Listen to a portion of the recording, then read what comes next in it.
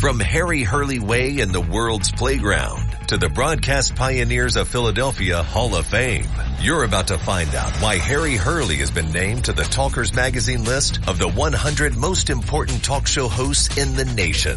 Live from the studios of Town Square Media in Northfield, it's Hurley in the Morning on WPG Talk Radio 95.5 and the WPG Talk Radio app. Thank you. Welcome. It's 6 minutes past the hour, and I'm telling you, I can hardly believe it. I am jazzed up. I do want to make a declaratory statement, though, because I know that the commercialism and everything that happens in modern America, we forget what things are really about, what they're supposed to be about, and it kind of gets left in the dust. So I do want to say I do recognize that Memorial Day is seen as the unofficial start of the summer season. And although the weekend weather doesn't look great here in the metro market, hopefully it is not a bellwether. I mean, when we have great weekend weather, the kind of economic summers that we're capable of having, and we need one badly because Biden's America is very, very broken. But I want to comment, at least at the beginning of the program, that I recognize that people are going to go away, people are going to have cookouts, and all of these kinds of things. But why Memorial Day and Memorial Day weekend really matters is that it commemorates military personnel who lost their lives defending the country. So we try to remember on this program what all the different federal holidays are and what their meaning really is, because you will hear things like Happy Memorial Day, Happy Memorial Day weekend, and that's indicative of that we've lost our way. It isn't Happy Memorial Day weekend. I know if you look at it in another way, you can say that, but it's actually a somber occasion. But of course, we don't ignore the fact that it is a big deal from a commercial standpoint as well. So just wanted to share a little bit about what it really is about. And now I want to pivot to something that I told you yesterday that I was looking forward to, and it did not disappoint. President Trump in the South Bronx. I'm struck by a few things. How Trump can go anywhere. I really liked the, they could have put a big stage and done all the things that we're used to seeing. But he was down at ground level, and it had a whole different vibe to it. Another thing I'm going to mention is Trump is getting younger as this campaign goes on. Biden, I'm telling you, and this is not politics with me, I call balls and strikes the way that I see them. You know, I liked Tim Mancuso, but I thought what he did at that board meeting was disgraceful. I called him out. And I like him. You know, we call it like it is. And I don't know why that's unusual. It shouldn't be, but it appears to be unusual. There is no comparison. You've got Trump, high energy. You've got Joe Biden, crypt keeper, or as Bill Maher called him, cadaver. Did you see Joe Biden? And I don't know if Kenya has a president or a prime minister. I forget the title. I think it's president. Did you see him with the leader of Kenya? Of course, it's always rigged. The people that are getting called on know in advance that they're getting called on. And Joe Biden, he was behaving like Dementia Joe. Barking and yelling and weird. Did you see the one point where he just barked out some sound, not a word, just yelled out something. Somebody said, I have two questions. He says, you get one. And then the person asked the questions, or the question, and he said, what's the question for me? I mean, this is what the Democrats are going to have to do. Who was it? It was Nate Silver. Nate Silver said last night that the Democrats may have to ask Joe Biden to step aside. That was his exact words. I'm telling you, I believe that their strategy is try to convict Trump, run the campaign he's a convicted felon, make it that he's just so unacceptable, disqualify him so that Biden wins. They're not running a campaign. They even did, Biden-Harris did an ad yesterday, and it was just trashing Trump, basically calling Trump a racist when Biden has the background that you can make those allegations. And we don't have to go far. Kamala Harris called him a racist. So you don't have to stretch or invent. Trump in the South Bronx. I don't know what the crowd was.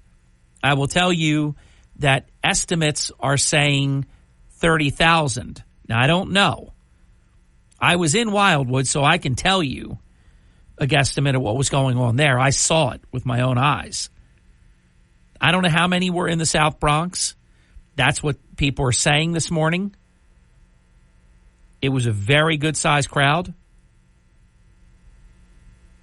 And I thought it was a very content-rich, great speech. Trump brought a message of success to the South Bronx. And that's terrific. The other side, all they can do is trash Trump. You've got Kathy Hochul. Here's the other thing I'm trying to figure out. Donald Trump got over 74 million votes.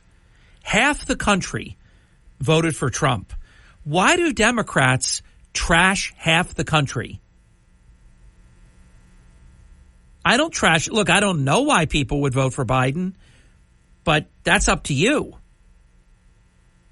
You either hate Trump, or even though Biden, you know it in your heart of hearts that he is not a well man, that this is a very dangerous situation. You know all this, but you would rather have that. I get it.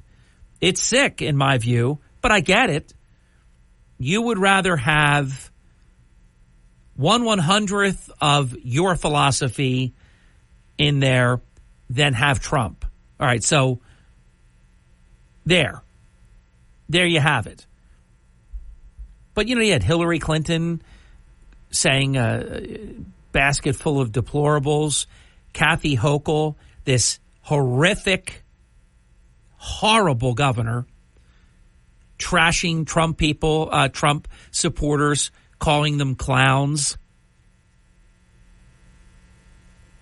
So you understand, if you don't support them, you get called names. That's how they do it. But I never understood. I was looking at some numbers last night. Since 2020, the Washington Post has lost $77 million as a business, and they've lost half of their subscribers in just a few years.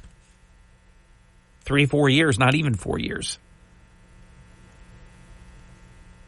Now, wouldn't you think you'd do something about that?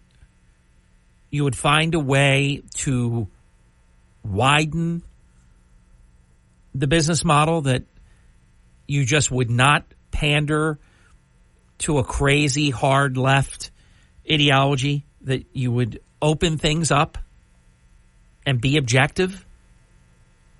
We've been telling you this for years. They would rather go bankrupt. Now, obviously, Bezos is rich. So if he wants to have a loss leader, he can do that forever. And I think I said Bezos. I think it's pronounced Bezos. But $77 million in a few years and 50% loss. I mean, you look locally. The Press of Atlantic City. I like Buzz Keogh. We go back a really long way. He's a good guy. I don't like the newspaper. I don't like the way they operate. I can tell you that. I like him. But look what they've done. Now, in fairness, newspapers are dying. And we told you 32 years ago. And I remember getting called a lot of just messed up names and things when I said in our lifetime, newspapers will cease to exist. And I think my initial declaration was, as we know them, that the physical paper will not come to your home, that it will not exist. Some of that is just the digital age and all the devices and things like that, but you can't lose sight that a part of it is the hard left agenda, refusal to be objective, unfairness to one side in particular, and that people would have enough of that. But I never understood, if you had a store, why would you purposely anger half of your potential customer base? Why do people do that? I never understood it. And so we see the byproduct of that. Magazines and newspapers that founder. And so I use a word that doesn't have two meanings, that are failing.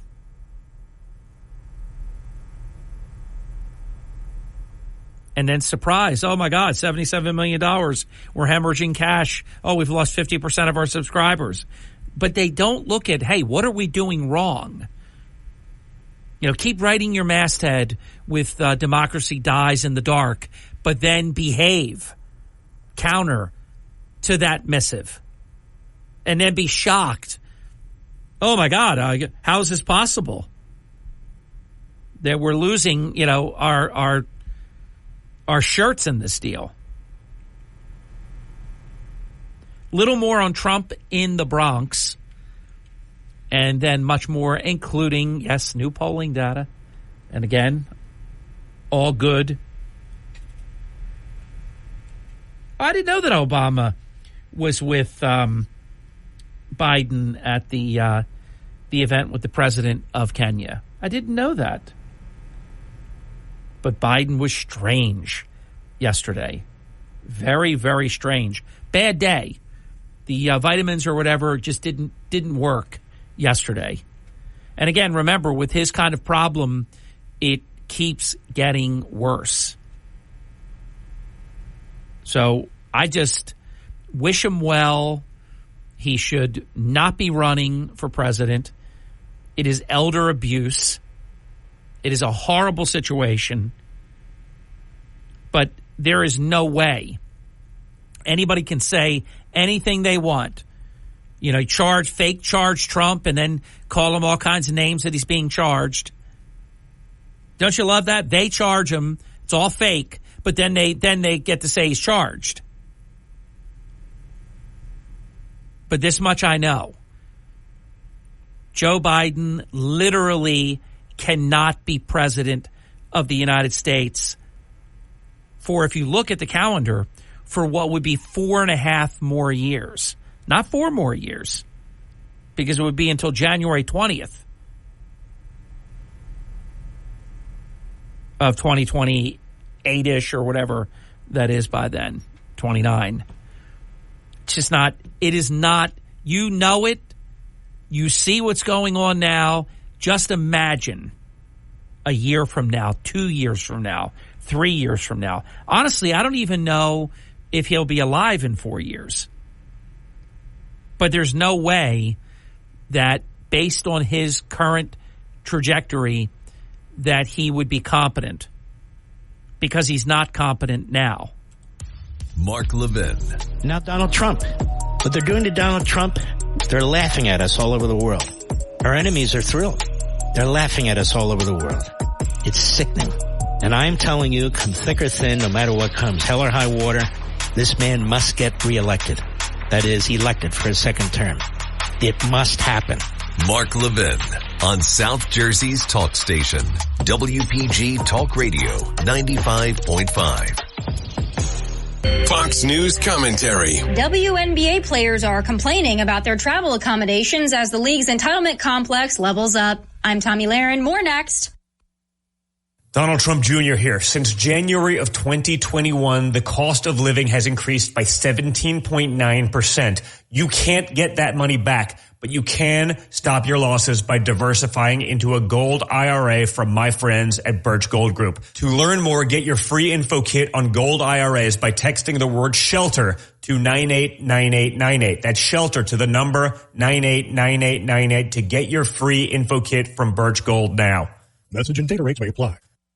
Thanks to Caitlin Clark, the WNBA is getting more attention than usual lately, and I think it's going to their heads. Certain players like Angel Reese have been vocal about their displeasure with having to fly commercial instead of private. The WNBA is now looking to transition to chartered flights for its athletes, and that's a pretty big ask for a league that is not profitable, barely brings in $200 million annually, and relies on the NBA for some of its funding. The NBA, by the way, pulls in $10 billion, but chartered flights would cost the league about $25 million over the next 2 seasons, which is a good chunk of cash for a league that, again, is not profitable. You know, folks, it is great that the WNBA is getting more recognition, but the league has to earn its stripes, and it's complaining, well, it's definitely not helping itself. I'm Tommy Lahren, and you can watch my show, Tommy Lahren is Fearless at Outkick.com. You're waking up with Hurley in the morning. WPG Talk Radio 95.5. You're listening to Hurley in the morning. We live in a society where everybody is offended. WPG Talk Radio 95.5. South Jersey's talk station. Hey, thank you. Welcome back. We have a jam-packed morning. John Devlin today for the 7 o'clock hour. Senator Michael Testa for the 8 o'clock hour. Dateline Atlantic City Councilman at Large George Tibbett for the 9 o'clock hour. So we're going to send you right into your Memorial Day weekend with high octane, a lot of great content, and appreciate you spending this portion of your holiday weekend with us. So much to do, and as always, so little time. Few observations from President Trump in the South Bronx. I loved it when he said, quote, "It's a funny thing." I wrote this down in my phone. He said, and I quote, this is an exact quote, "It's a funny thing that happens. The harder I work, the luckier I get." Now that, if I'm not mistaken, is also a quote from the great golfer Gary Player. And then Trump said, "But it's true. I can tell you, if you didn't work really hard, there is very little chance that I would be standing here right now." You know, one thing you have to give Trump, he is a hard worker. You can be of the haterade variety, and for whatever reason, you just don't like him. You think he's brash. You don't like his straight talk. You think he's crude or vulgar or whatever. Whatever reason you have. You succumb to peer pressure, whatever. I mean, there are a lot of reasons. But I'll tell you what I liked. He said, you know, because I do this once in a while and say, I'm sick of the politics. Let's turn it off. Let's talk about something else. And I love politics. But you get sick of it, too. Trump said, do you mind if for 6 minutes, if I talk about success? He said, quote, and I wrote this down, because we have so many young people here today, I want to talk about, just for a moment, about success. Quote, we are in the Bronx. We have young people that aspire to success. And I just want you to know, I'm so tired of politics. Can we devote 6 minutes to success? Now, here's Trump that's been just absolutely getting tormented by the Democrats in a way that no one has ever had to deal with before. You know, inventing ways to criminally charge him. Things I told you, though, a long time ago, we were going to see things we've never seen before. Somebody asked me, how did you know that? I said, I know who I'm talking about. If you know who you're talking about, you know basically what they're going to do. And this group has no limits. They will do anything. But it wasn't lost on me, and I was struck by that Trump spent like 2 hours in the South Bronx of New York, where Joe Biden got 87% of the vote in 2020. And he talked about his momentum, which is undeniably true. And you just look at the difference between the two candidates. And I also liked it. I knew President Trump's father. And I won't overstate the case, but because of the position that I held, I had very close contact with the Trump family, and especially President Trump. But when his father would be on property, his father's name was Fred, we would talk, and you could see how Donald Trump became Donald Trump by getting to know Fred Trump. But Donald Trump was beyond. His father, if I had to say, how do you compare the father and the son? The father was all business and was not the showman that his son Donald is. Donald took all the skill sets that his father taught him and then took it next level.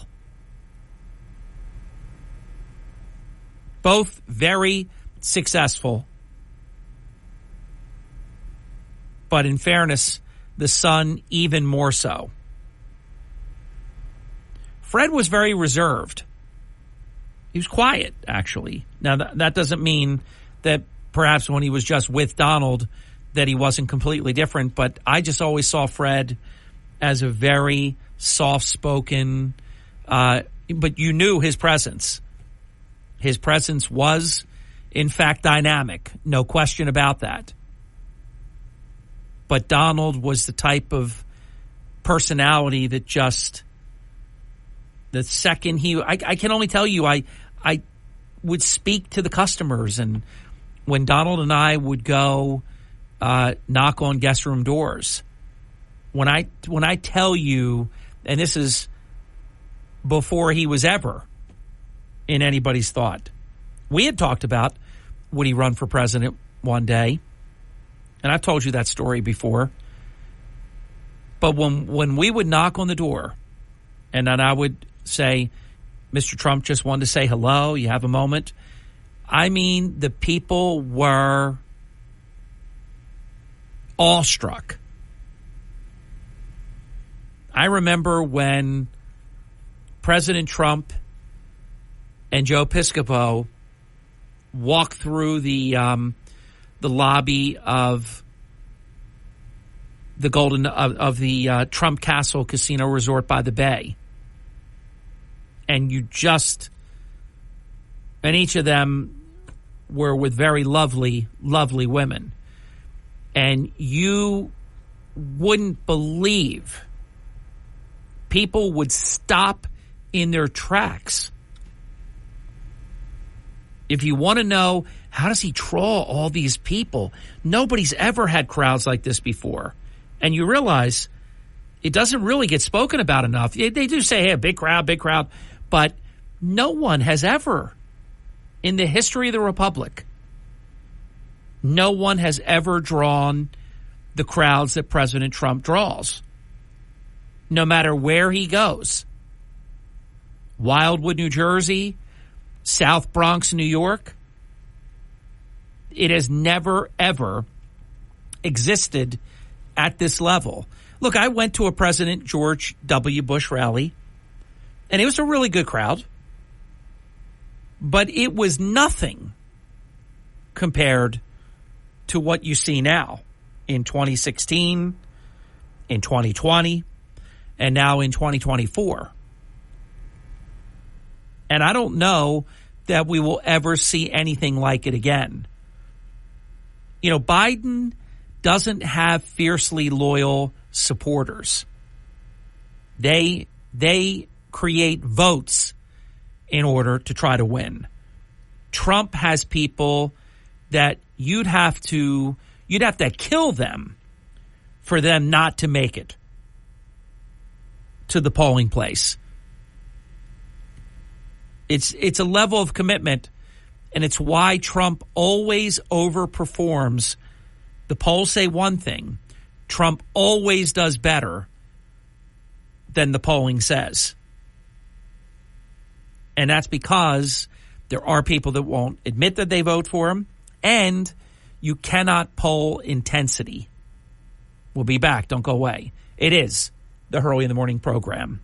And believe it or not, ladies and gentlemen, welcome to Memorial Day weekend. We made it. Wow. This is the Town Square, New Jersey Info and Weather Network. Thank you. And it is Harry Hurley. I have 3 stories that you can follow right now on the WPG Talk Radio 95.5 app. No comment in 5 weeks regarding the criminally charged Atlantic City Schools boss. That's a bit odd. Read about it. For this holiday weekend, I picked the best lobster roll in the Atlantic City area, and the Atlantic County Prosecutor's Office announced the indictment of a man charged with murdering his mother. From the Town Square, New Jersey Info and Weather Network, I'm Chief Meteorologist Dan Zarrow. Today will turn into a beautiful day, eventually. Some clouds and maybe a stray shower this morning. Then this afternoon, mostly sunny, warm, and not as humid. High temperature today around 82 degrees. Clear, quiet, comfortable tonight, low 62. Sunny clouds and 79 tomorrow. Chance of a shower or thunderstorm tomorrow night. Partly sunny and a bit more humid Sunday, maybe a pop-up shower. High 81. Get weather 24/7 wherever you are. Download our free mobile app today. This is an important safety. WPG Talk Radio 95.5. For complete contest rules, visit WPGTalkRadio.com. Starting your day the right way with Hurley in the Morning. It's a refreshing drive to work in the morning. WPG Talk Radio 95.5. Thank you and welcome back. 39 minutes past the hour. Let me share with you a little bit more. I hope you watched it. But if you didn't, I want to give you a little bit of flavor for what President Trump in the South Bronx was like. Just some of the different quotes that we want to share with you. When he said hello to all of the incredible, tough, strong, hardworking American patriots right here in the Bronx. I'm thrilled to be back in the city I grew up in, the city I spent my life in, the city I helped build, and the city that we all love, New York City. And let me tell you something. It was just all gangbusters after that. And, quote, I'm here tonight to declare that we are going to turn New York City around, and we are going to turn it around very, very quickly. Quote, we're going to bring safety back to our streets.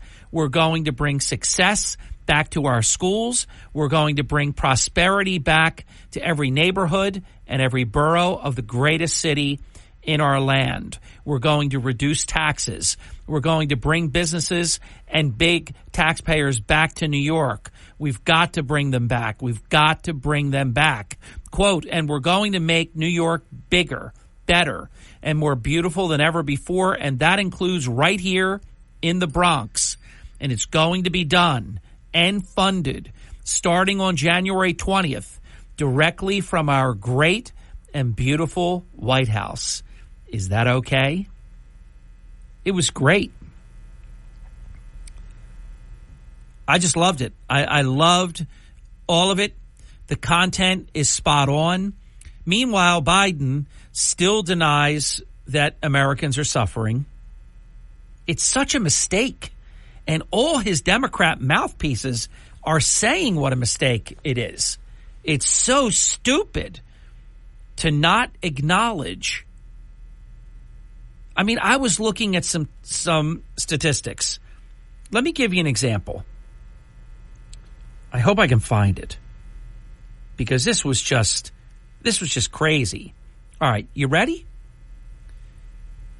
And whether it's healthy or not, I'm not going to get into any of that. But a lot of people, because it's fast, that's why it's called fast food. It's convenient. You can get in and get out. You can get it on the ride. You can go in if you want. Matter of fact, I'll tell you a story real quick. I had to pick up my car. If you read an article that I wrote the other day, then you know I took my car in for servicing. I had the oil changed, had new wiper blades put on, had them check the tires to make sure that they're safe, had the tires rotated. What else? There was a side, they call it side marker lamp. It's that little light, yellow light that's on the side of each of the left and right side of the car. Side marker lamp, it's called. Had that replaced. Had them check the brakes. This is a shocker. I still can't believe it. I've been driving my car for 12 years, and I have the original brakes, and they still have 5 millimeters on the front and 4 millimeters on the back. There's still about a third of the brakes left. I don't want to say I thought for sure, because I don't know anymore. I use the oil that you could go every 10,000 miles, but we go every 5,000 miles, which is good. And I just like the idea the mechanic has his hands on your car, as opposed to if you waited 10,000 miles, who knows what can happen, during that amount of time. But I'm amazed. 12 years. I've never had a car that long. Usually I had cars for 3 years, religiously. And then we were ready to do it. Charlie and I, we were ready to do a deal, and then the pandemic struck. And then he said, the car's great. It's in perfect shape. He said, just let's not do it now. Such an honest car dealer that could have sold a car and told me to wait. So we waited, and I've still been waiting. And now I've just decided that I'm not getting another car until I have to. And I'll know when that is. So anyhow, I was driving to the mechanic when I saw the mystery machine, the Scooby-Doo van. So I wrote a story about it. So anyhow, if I'm telling you I took my car there, that means I got to go get it, right? So Margie and I went to get my car. And on the way home, we were both hungry. And not only did we get Chick-fil-A, which I love, but we said, let's eat inside. And while we were sitting there, I said to Margie, I said that this is the first time that I have eaten inside. I said a Chick-fil-A, but the truth is, in any fast food place since the pandemic. I've done takeout, but had not gone inside. And remember, when things change, and obviously a lot of things changed with the pandemic, things that you used to go in and dine became takeout. Some businesses stayed afloat, stayed alive by doing takeout for the first time ever. Some had done it very well prior to the pandemic. So it got me thinking, not so much the Chick-fil-A prices, but I was looking at fast food prices. Now, get a load of this. When President Trump left office, a medium French fry. Oh, thank you. Andy said he loved me talking about President Trump and Fred.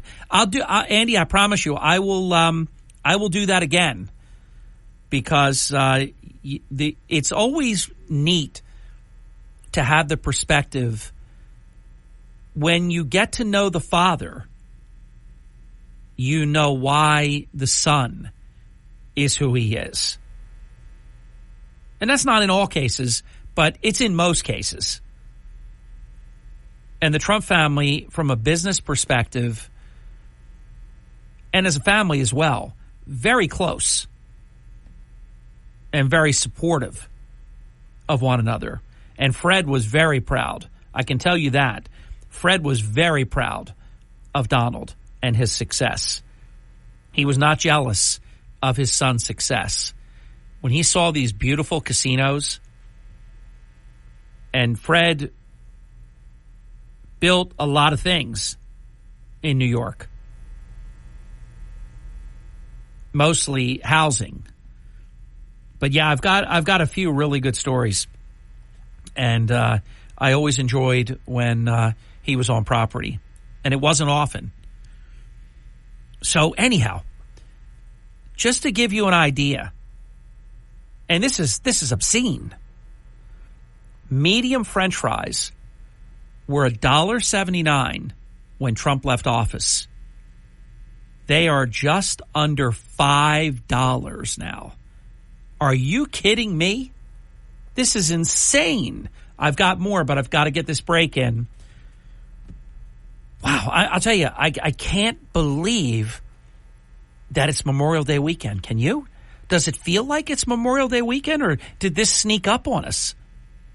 I'm going to raise my hand and say it's all really snuck up on me, really out of nowhere. And you throw in the fact that don't we usually experience Memorial Day weekend, it seems, later? Like this is even early, because we're going to come back and there's still a few days left in May. So it's not Memorial Day weekend right into the month of June. I think what is Tuesday, first business day back, is like the 28th or something. But this really, I got to tell you, it really snuck up on me, and I'm going to say what I always say. We're going to blink, and it's going to be July 4th weekend. We'll blink again, and it will be Labor Day, and it's going to be like, what just happened? And you know what's okay about that with me?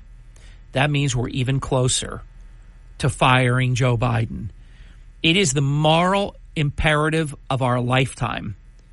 This election, even people that don't want Trump to win, I'm telling you, if you want to have a country that both continues to exist as we know it and that you can afford, we have to make change. Because when we make change, energy prices are going to come down, inflation is going to come down, taxes are going to be reduced, you're going to have more money. Even the haters that will hate Trump every day, you will be better off than you are right now and that you have been for the past 4 years. This is, and I'm going to continue to say it, it is the moral imperative of our lifetime. November 5th. We'll be back. Don't go away. I am Hurley in the Morning. You're listening to Hurley in the Morning. It's a source I can trust. WPG Talk Radio 95.5. You're listening to Hurley in the Morning on South Jersey's talk station, WPG Talk Radio 95.5, and the WPG Talk Radio app. Hurley in the Morning. Harry Hurley is the only person that can make sense of what's happening in Atlantic City. On WPG Talk Radio 95.5.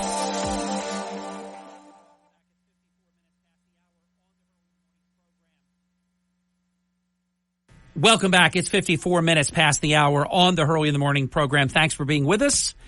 And welcome to our holiday Memorial Day weekend. And I hope you heard my opening comments, because I really did mean them as it relates to what Memorial Day is all about. I understand, the commercial aspect of it is very, very necessary and very, very real, but also what Memorial Day is all about is commemorating military personnel who lost their lives defending our great country. So we remember that as well. So let me share with you, because this is really, if you wonder why Trump is in play in Minnesota, in New Hampshire, single digits in New Jersey, single digits in New York State, and that Biden is not in play anywhere other than in the most radical Democrat suspension of what? Disbelief states. Because these are the realities, and it's not just in the area of fast food prices. But let me spend a moment on that. When Trump was president, you could get medium French fries at your fast food joint for $1.79. It's now $5. How about this one? Specifically, Big Mac meal. When Trump left, it was $5.99. So you'd get the Big Mac, you'd get the French fries, and you would get a beverage. $5.99. Very affordable. Guess what it is now? $12.69. Now, of course, in California, with their incredible increases in the hourly minimum wage and all these other things they do in California, it's like $20. But I'm giving you basically the average. I've never had one, but of course I've seen all the commercials, and I know about this particular company. The Subway BLT footlong. When Trump left, $5.50. Now, just about $9. This is also a place I know of, but I don't eat there at all. Nothing against it, but just not my thing. Although many of my family members love this kind of stuff. Chipotle chicken burrito. When you had President Trump, it was $6.50. It is now $10.70. That's $4.20 more. It's out of control. And it's got to stop. But it's not going to stop if we do the same thing. Can't do the same thing. You do the same thing, you get the same result. Definition of insanity. Just another reason why when some people say, I just don't understand this. How is this possible? Well, look, we have to quote Bill Maher, a cadaver for a president. Completely incoherent. Look at yesterday for your perfect comparison. Trump got a day off of court. He is at a high-energy, amazing rally in the South Bronx where he only got 13% of the vote 4 years ago. Biden is visiting with the president of Kenya, and he is basically incoherent. There's just no comparison. But remember, though, Democrats produce ballots. Republicans ask for your vote. And that's why you can't treat this thing like it's over. They never stop. And they're going to ballot harvest, vote by mail, early voting, ballot. Oh, got to wait for all these ballots coming in after Election Day. I mean, it's crazy. John Devlin is next. WPGG Atlantic City, WENJ HD3 Millville, a Town Square media station. Everything you need to know in 6 minutes starts now. From Harry Hurley Way in the world's playground to the Broadcast Pioneers of Philadelphia Hall of Fame. You're about to find out why Harry Hurley has been named to the Talkers Magazine list of the 100 most important talk show hosts in the nation. Somebody's got to do the it. Studios of Town Square Media in Northfield. It's Hurley in the Morning on WPG Talk Radio 95.5 and the WPG Talk Radio app. Thank you. It's not even 6 minutes past the hour. Let's make it count. We'll go to John Devlin in just a moment. I just want to take a couple of seconds here each hour to say welcome to this very special holiday edition of the Hurley in the Morning program. Memorial Day weekend in the World's Playground. Hard to believe. And I'm telling you, wait till you see how fast it's going to go from here. I mean, this is our time of year. This is where everything comes back to life. It's going to be, I believe, an amazing summer, and we have a say in that. We definitely have, an ability to change the energy and make it positive. I know there's a lot. Atlantic City is a mess. If you think about it, you couldn't have two worse people, Marty Small and LaQuetta Small, running the Atlantic City city purpose and school purpose tax realities. I mean, you couldn't do worse if you tried.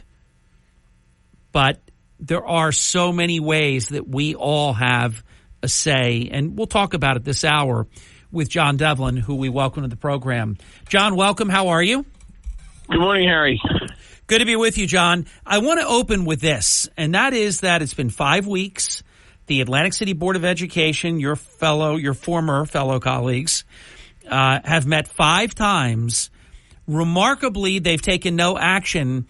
And here's the other thing that I was thinking about and wrote about it very early this morning. They have not even commented. There is a chief school administrator with serious child abuse criminal charges, and the Board of Education has not even commented. Forget that they haven't taken any action, which is an outrage and completely ridiculous. And I can't find an example in the history of America where an educator is criminally charged with child abuse and they just keep coming to work. There's just never been somebody disprove that statement. I can't find an example anywhere. But John, the board has met 5 times and they have never even commented. Harry, listen, we live on unprecedented times here regarding the school board. Listen, I blame leadership. Your president of the board there, Shea Steele, who's, obviously controlled by the Marty Small faction. He has a cushy job over at the city hall. His wife has a job. His son just became a fireman. I mean, listen, he has a lot of vested interest in doing exactly what he's told by Marty Smalls, or there'll be consequences. And Harry, we've seen these consequences. I don't want to use me as just an example, but there's other people, I'll save their names, that, once they have a disagreement or don't rubber stamp, the small agenda, next thing you know, you're out of the job or transferred to somewhere you don't want to be transferred to. There is very retaliatory actions and behavior from both small administrations. John, I know you're aware of this one example, and I'm just waiting to have the opportunity to speak to this individual before I can go public about it any further. But it's my understanding that somebody within the Atlantic City public school system did a social media post and then promptly got suspended without pay by allegedly the same individual who isn't even suspended, even though she has criminal charges for child abuse that have been filed by the Atlantic County Prosecutor's Office. John, have you heard anything about that? Harry, yes, I have. And just to plagiarize you, if I could, I mean, this is bizarro world. How do you have, you're the superintendent of schools, you pack your bag, you march down to a school and suspend a teacher for something that she wrote on social media. Do we have that kind of time for making 210,000 plus? Rome's burning. Atlantic City isn't doing great. Atlantic City School District is not doing great. I hate to break the news to everybody. It wasn't doing good when I was there, and when I was removed, it got worse. So, again, It's true. I heard the same thing you did. It's bizarro world where you have a chief administrator, marching down the schools, puffing out her chest and saying you're suspended. Like, what is this crazy? What's crazy, if that's true, I've been told it is, but I haven't, received absolute confirmation. So I'm always, fair about these kinds of things. But if that is true, that would be an individual who should not have any power right now. I believe that the moment, just like they did with Constance Days Chapman, the moment you're criminally charged, you got to go until the criminal charges are resolved. If they're resolved in your favor, that's one thing. If they're not resolved in your favor, you're never coming back. I mean, but for that individual to then suspend somebody else, that person is another person that's going to have a massive lawsuit against the city of Atlantic City and the Atlantic City Board of Education. It's a big case of selective enforcement. If it's good for Constance Days Chapman to be suspended for being charged, what it's good for the goose is good for the gander in my book. Why isn't she suspended? And the libus, I mean, here's an example. She marched into school and personally suspended a teacher. What if a child, a student, another teacher said they were assaulted while she marched into that school? I mean, you know what kind of liability the Atlantic City Board of Education would be on the hook for if something crazy like that happened? You have an administrator who should be suspended, who should not be walking into schools, who should not be around children, and something were to happen. Do you understand the liability, Harry? Yes, I do. I do. As a broadcaster, I understand it from many interviews that I've done. As a former Board of Education member, I understand it. I say the liability is unlimited, John. Harry, I want to say this too. When you become a board member, and you become one, you take an oath, okay? And that oath is not only to the United States of America, the state of New Jersey, but also the people who voted you in, right? You have a board right there that comes in, has another special meeting, probably the fifth one of the month, okay? Votes to go into the executive session. Nobody says anything. Goes into executive session for an hour, 2 hours, whatever it may be. Comes back out and says nothing. Hey, listen, you obligated to be, especially the president, and I'm coming down on him. You're the chief officer of that board. You have the obligation to have some kind of transparency, you coward, and tell the people, hey, this is what we're discussing. We can't get into detail because it's personal matters, but this is what we're discussing. We're discussing your taxpayer. Until that punk starts talking, I'm going to be riding his ass. This is something that needs to be discussed. You owe it to them. If you don't want to talk about what's going on, then resign like you should anyway. You owe the taxpayers. You owe parents. You owe the citizens of Atlantic City some kind of explanation what the hell's going on in that back room. And I apologize for your language. John, when we come back, listen, I understand your passion. When we come back, I expect it. I mean, we're talking lowlifes here. I expect it here at the local corrupt Atlantic City level. No surprise there at all. I knew they would try every trick in the book to not suspend Laquetta Small. I'll tell you what I shouldn't be, but what I am a bit surprised about is that the county, I don't expect the county superintendent, Corsi's wife, to do anything.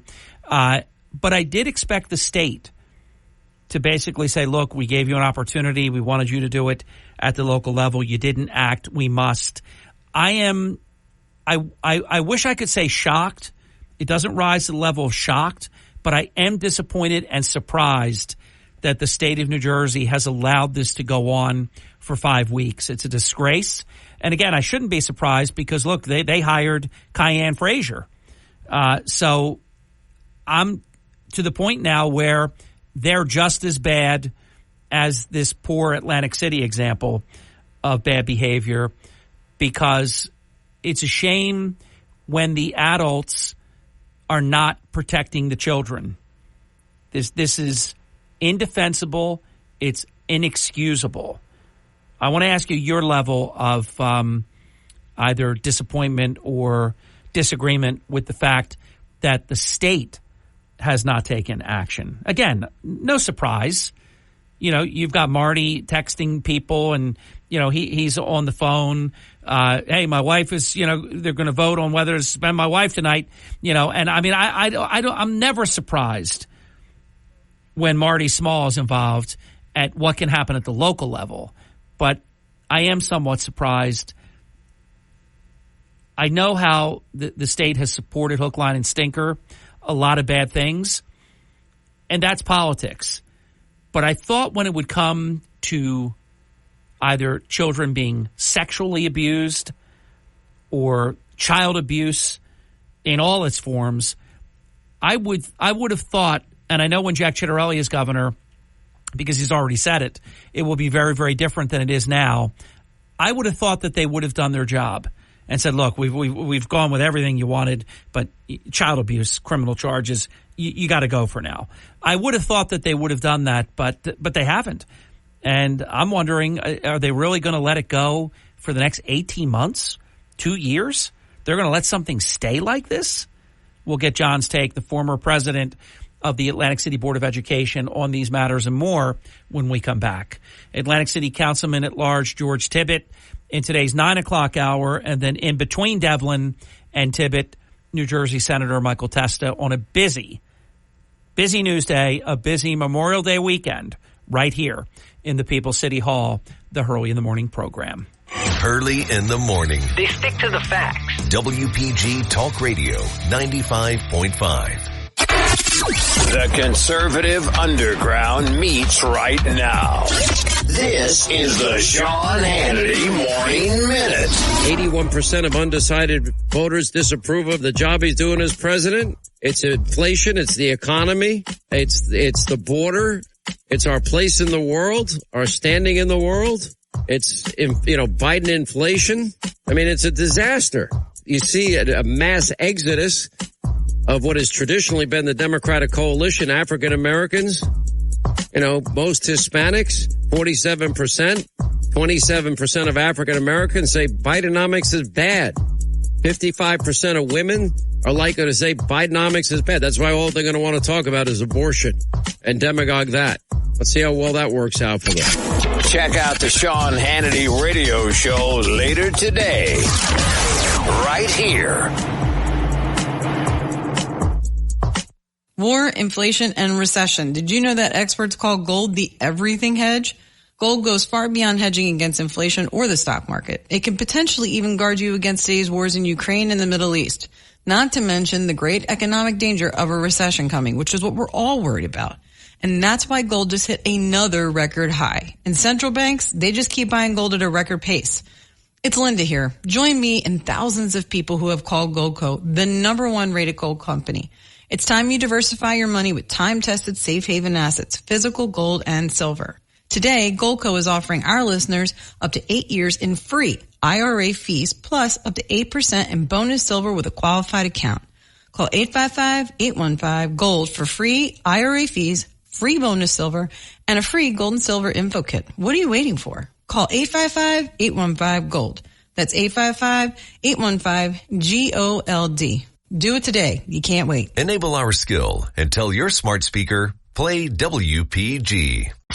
You're listening to Hurley in the Morning. Established, reputable. WPG Talk Radio 95.5. Thank you. Welcome back. 22 minutes past the hour, visiting with the former president of the Atlantic City Board of Education, John Devlin, on the Hurley in the Morning program. So quick, just to recast the question right before the break, because I did unpack a lot there. When you see what happens at the local level, there's no surprise. It's bad people doing bad things. So no shocker there. Is there any level of surprise, because you worked with monitors and, a lot of these people that most of us listening, have no, knowledge of who these people are, do they have integrity? Are they good people? Are they bad people? I am surprised because of my friendship with Governor Murphy and how well I think I know him. I am surprised that he hasn't ordered someone to take care of business here. So I am surprised. Are you surprised at all?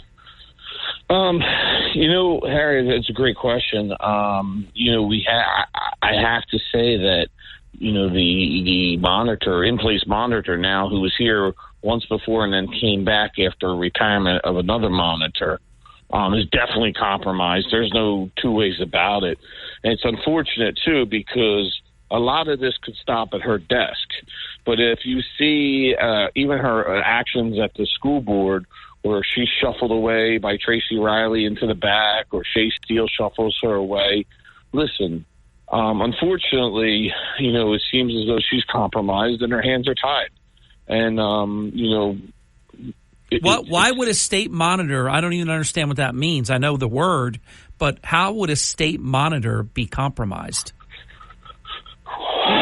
Well, I mean, what other words can we describe a state monitor sits around while legal issues and actions? I mean, look, just let's go backwards. When I was president and I was calling for an independent investigation, I thought I was back in high school in a wrestling match.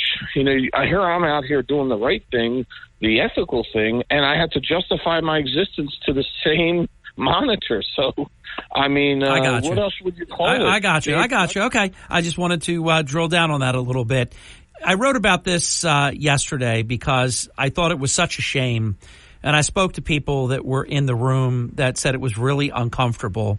The annual 2024 Governor's Educator of the Year Atlantic County Recognition Luncheon was held at what I call, I've been in there, and I think a lot of people listening have been in there, very elegant, the Carriage House. So you have this elegant event, and it's educators, and it's hardworking people that have earned recognition that they're going to receive.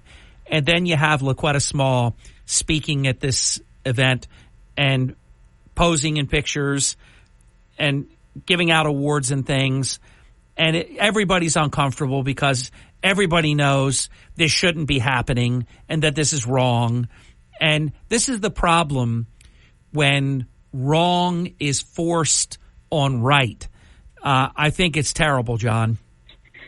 Well, Harry, it happened in Atlantic City schools. It's just trickling down, and now it's at the county level or whatever level that is. It's a shame. I think we have some of the greatest teachers in New Jersey here in Atlantic City, and it's unfortunate that we have a state monitor, and it's unfortunate we have a superintendent that really, sour the batch. It's no secret that the Smalls love awards. They love ceremonies. They love parties. I mean, Party Marty, I think you... Yeah, Marty loves giving himself awards. He doesn't just like awards. He likes giving himself awards. Oh, he likes taking other people's money and telling them it's a Marty Smalls scholarship. It's disgraceful. But, I want to circle back around to the Board of Education, Harry. Yeah. Because, listen, Marty and LaQuetta being appointed... They're not appointed by the people. They're appointed by a small group of people that are, basically controlled by the small administration. And, let's go word for word. You got Shea Steele at the top. I told you how he's ethically conflicted. You have Mrs. Bailey, who Marty Smalls claims all the time that's his aunt. And, and she has a son who works in a district. Then you got Walt Johnson, who, if Marty told him to jump over the Route 30 bridge, he would jump. His wife works for the district. Then you got Kashawn McKinley, a known porn star who, his wife has some cushy job with the district. Plus, he works for the mayor. Plus, Shea Steele works for the mayor. I mean, we need a big mop an ethical mop. And to mop these idiots out of that, out of our district. Right. I mean, a normal Board of Education that would not be encumbered with all of these, immediate family members beholden to the very people that are under criminal charge. Literally. I mean, I can't believe you can say this and that it's defendable because the truth is an affirmative defense. Every word I just spoke is true.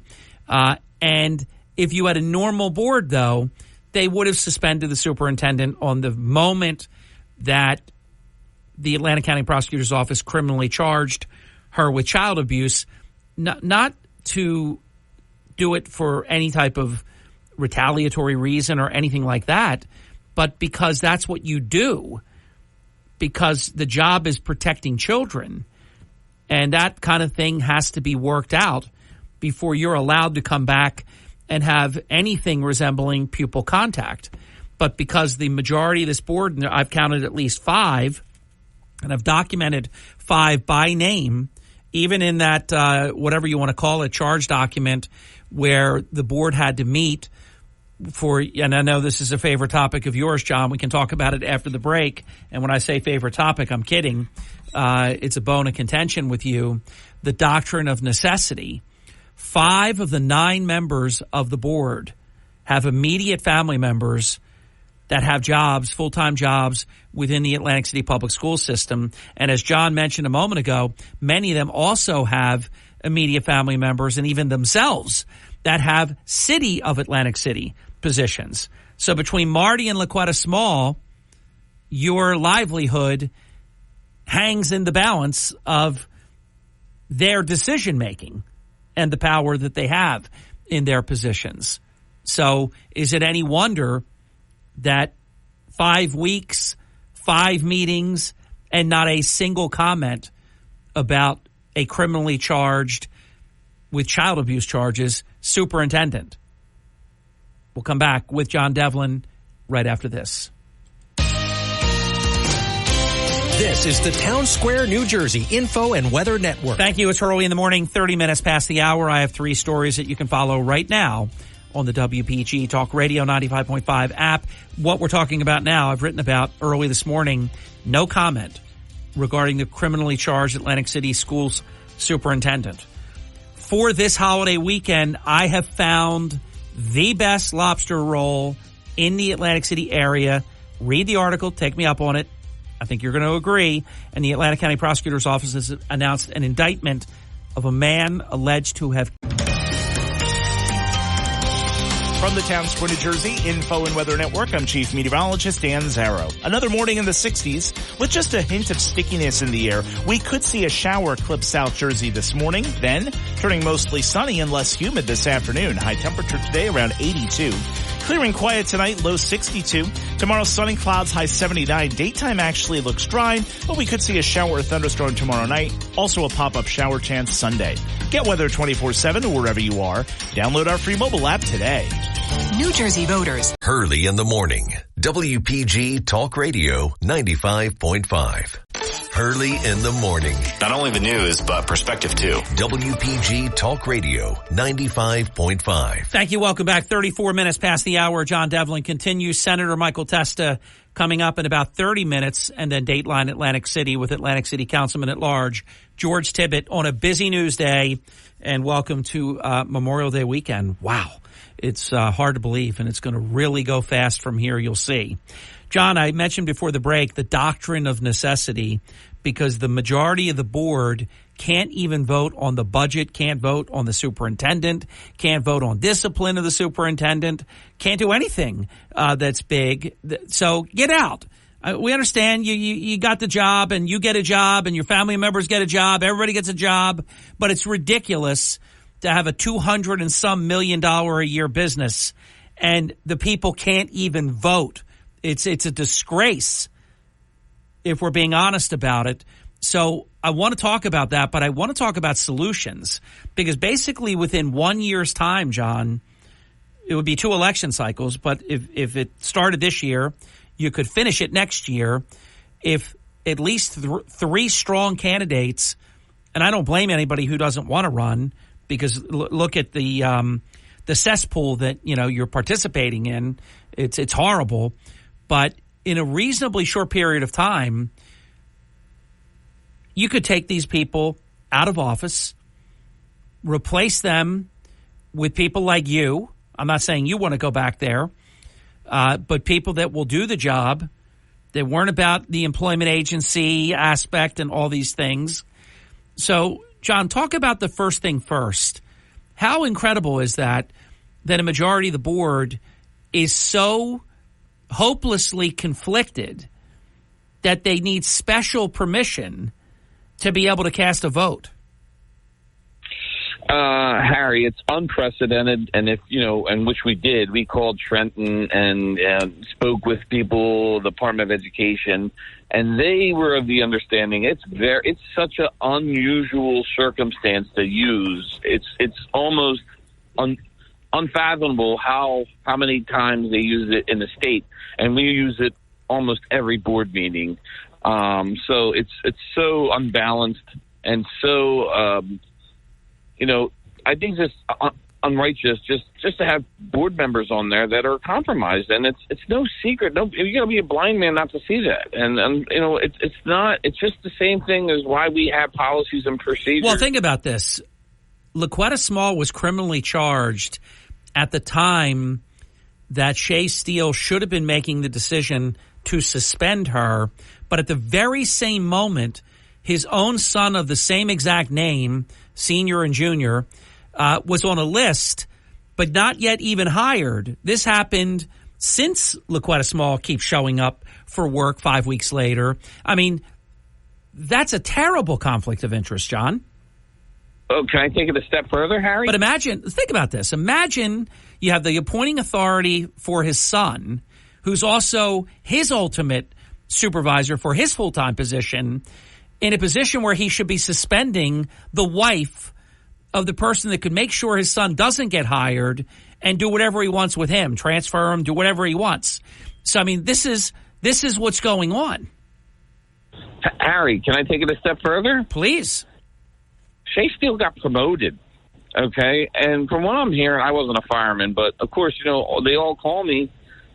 He supposedly, they skipped 65 people just to get to him so they could promote him. So that's even more egregious activity going on. And where do the people of Atlantic City go for justice, John? The woman who got suspended for a social media post while a woman with child abuse criminal charges continues to work. I mean, where do people in Atlantic City go for justice? Harry, it's all fun and games until somebody gets sued. That's all I'll say. And at the end of the day, I tell people all the time, if you need legal representation, please reach out to me. I'm thinking about even starting a hotline because these stories and these statements that keep rolling in are just unbelievable. And I'm beside myself, but I think some of them are true. Well, I mean, look at the ones we know of that are, which would mean almost anything else that you hear, you at least have to consider based on the things that we do know. Here's what I do believe. I believe that Marty, and to some extent even LaQuetta, but Marty especially, LaQuetta to a lesser degree, but also extensively, will be in a lot of courtrooms, not just the criminal charges, but they were both under a sworn deposition earlier this week. I know that this Castellani has at least 11 clients. You're one of them. There'll be depositions in all of them. They're going to be in courtrooms for years to come. Oh, there's no doubt. There's no doubt in my mind. And let me say this. Lawlessness, I know I say it all the time on your show, but lawlessness breeds lawlessness. You have a government, a sitting government on the school district and the city of Atlantic City for the most part, who shoot first and ask questions later. And the understanding of that is they do what they want. Nepotism policies in place.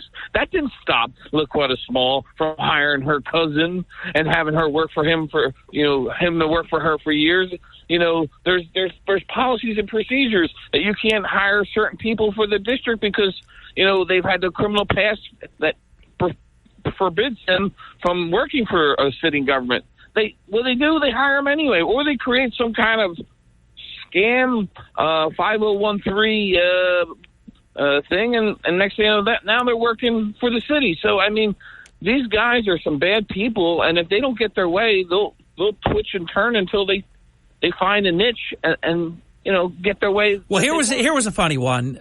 Marty announces on his social media the creation of a department that City Council did not even approve. He announced the creation of this offenders type department. He announces Cornell Davis, who I have no problem with. He announces him as the director. Then I get a copy of the letter from the city solicitor firing Cornell and I report it, and then I have Marty Small, anywhere he can say it, say that I'm lying, that he was never hired, he never got fired, and I have the letter right here in my hand of him being fired. I mean, this is the kind of almost certifiable crazy that's going on right now, John.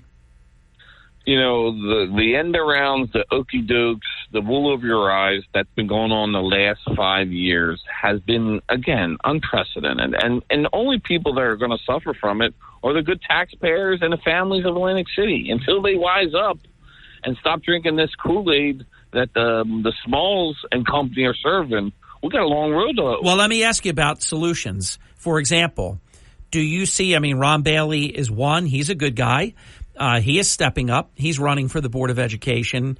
Do you see a requisite number of candidates that will run that could win and that this whole culture could be changed at the board level?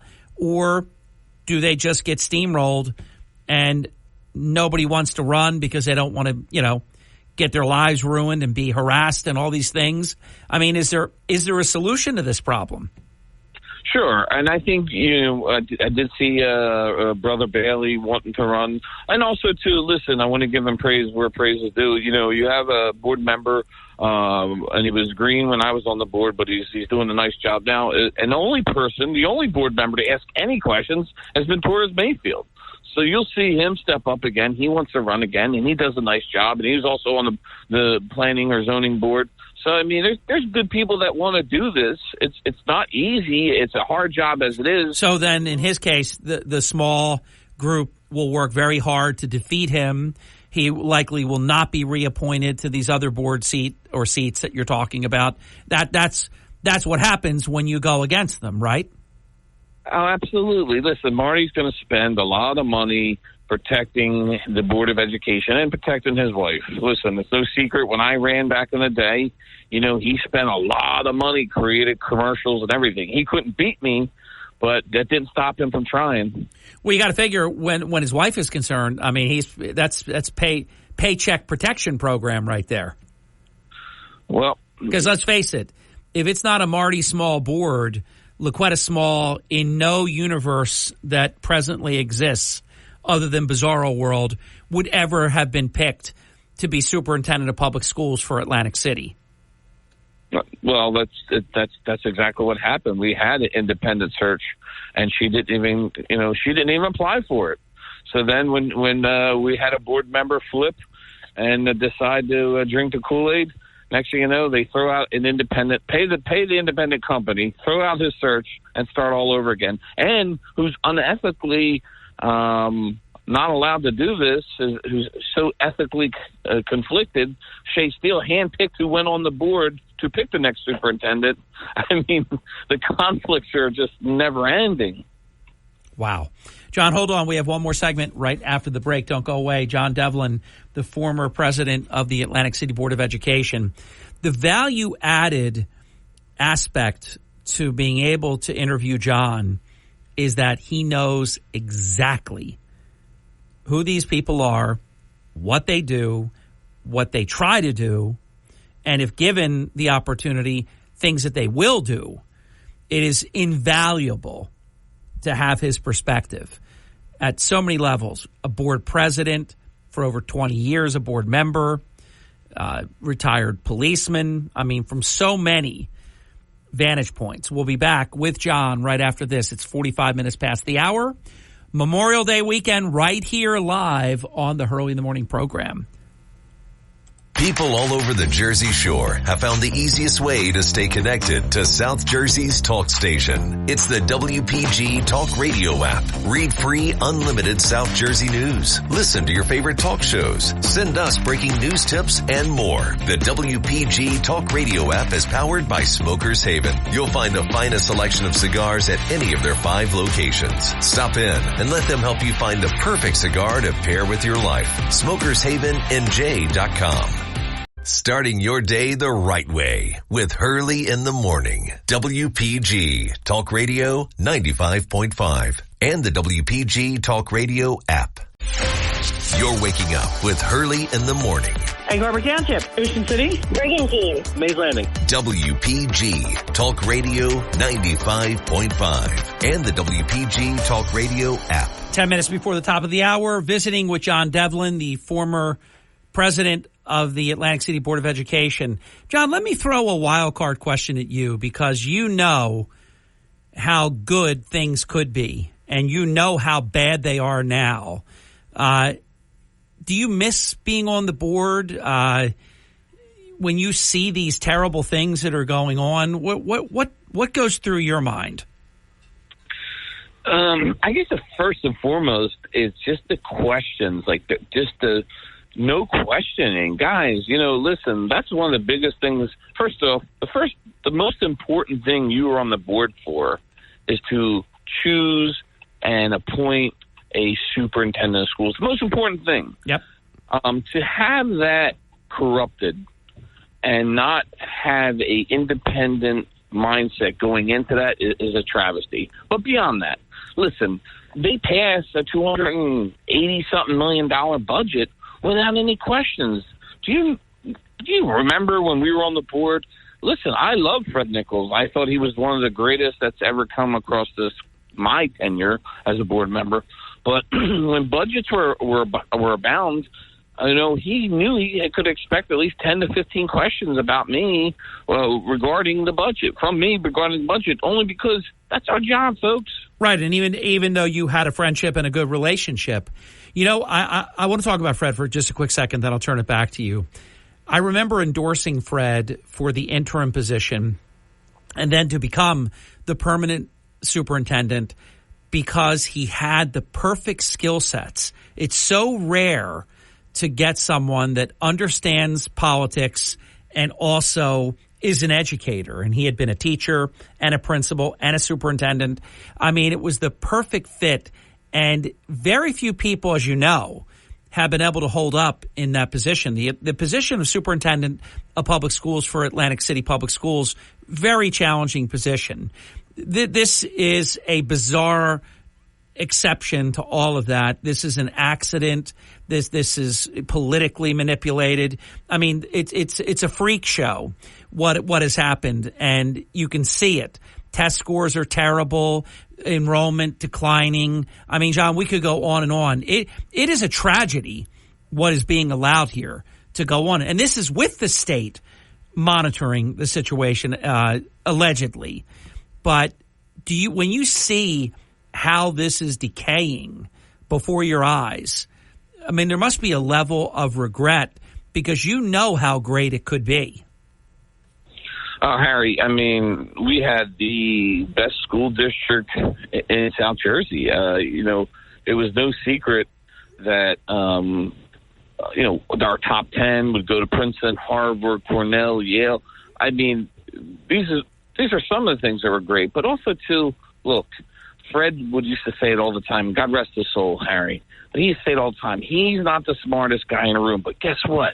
I'm surrounding myself with the smartest people in the room, i.e. Donna Hay, a congressional award winner in education, i.e. Sherry Yon, who ran the high school outstanding, and the list goes on. John, I forget the term, but I know you know it. When Fred was superintendent and you were board president, and Donna and the people that you're referring to, truly professional educators that were qualified to be in their positions, Atlantic City was an award-winning district. I forget the name of the specific award, but it's an impressive name, whatever it is. It just escapes me. I'll know it when I hear it, if you remember it. But you guys were award-winning. Test scores were on the rise, and Atlantic City was in the category of a district that others should emulate, to be as good. And my, oh my, how the mighty has fallen. Yeah, Harry, that was we were awarded numerous governor awards for excellence, and we were awarded a district exceeding all levels of curriculum, graduation rates, GPA, and beyond, exceeding expectations. That's the word I was asking. Right. Think of. But we also received governor awards under Chris Christie. I mean, that was unheard of to certain schools. So, I mean, we were exceeding expectation on all levels. Now, for the flip of the coin, we're doing even, the bottom of New Jersey. One thing you didn't answer was absentee chronic. Help me out, Harry. Chronic absenteeism? Yeah, I had it backwards. Yeah, chronic absenteeism. I mean, you have a high school right now that's at a 35% daily rate of absenteeism. That's 1/3. So every day you're saying 35 out of every 100 children don't come to school. That's 100% accurate. Oh, God. And the levels, the number of people, the children that... And a superintendent does not have the moral authority to lead. This is a tragedy, John.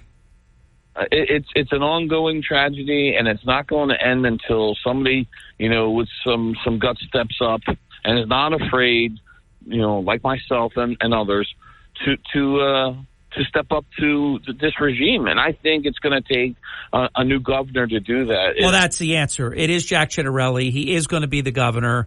And I will guarantee you something because he said it. I mean, she'll be suspended. Even if she had been working for a year, she would be suspended the first day, first week. The Department of Education, Commissioner of Education would say, you should have been suspended a year ago. You're suspended effective immediately, because that thing is going to go on for a year and a half to 2 years. You can't have a superintendent that has child abuse charges stay in the position. That's not compatible with education, John.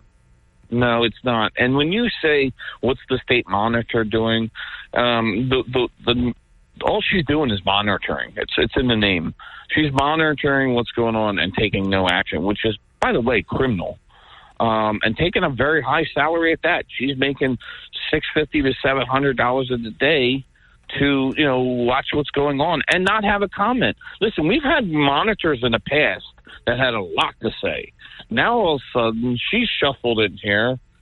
And what's going on? Not a word from the board. It's a travesty what's going on, and why the state is allowing this is beyond my... Do you think, I touched on this earlier, and I mentioned, because I know of one candidate, in Ron Bailey, do you think people will care enough that they don't want this to be like this anymore, that they want it to be better, that people will... Because it's going to require... sacrifice in somebody that's not afraid of these animals, and that's with apologies to animals, which are good, monsters. You know what I'm saying? Will there be people? There's usually 3 open board seats every year, which means in 2 election cycles, there could be a new school board. Do you see it happening, or is that in the current environment just not possible? Well, one of the things that's positive is we never hear of a board member stepping up so early. So I was pretty impressed with Mr. Bailey stepping up, had the guts to step up and stand out and saying, hey, it's time for a change, and I'm running for school board. Because, look, it sometimes can be a thankless position. I loved it. I love getting things done. We did a lot of stuff. We built 2 buildings. We renovated another one. I mean, when I was there, we had close to 4,000 kids at that high school. When I was there, tell the listeners how many are there now. Teetering on 1,100. I mean, are people listening? 1,100. I had over 800 kids in my freshman class, John, at Atlantic City High School. 30 seconds. Insane, but 30 seconds. Listen. There's a lot of competition. We're not stepping up to the game and saying, hey, this is what we bring to the table. It's just go along to get along. They're going to just keep passing the buck down the road. They're collecting their big paychecks. The board members are collecting their paychecks, and their family members collecting their paychecks. I mean, it's a happy hootenanny right now. And then, you got board members on there who don't even live on the board, don't even live. And, hey, breaking news, Harry, you got Subrata Chowdhury, who has missed the last 4 board meetings. Did they have a special meeting? Did they do a doctrine of necessity to kick his ass off the board? No. Well, in 10 seconds that I have, that's why you are going to recover mightily in the not-too-distant future. John, great to visit with you until we meet again. Have a great weekend. Always a pleasure. My pleasure, Have a John. great weekend. You too. WPGG Atlantic City, WENJ HD3 Millville, a Town Square media station. Everything you need to know in 6 minutes starts now. From Harry Hurley Way in the world's playground to the broadcast pioneers of Philadelphia Hall of Fame, you're about to find out why Harry Hurley has been named to the Talkers Magazine list of the 100 most important talk show hosts in the nation.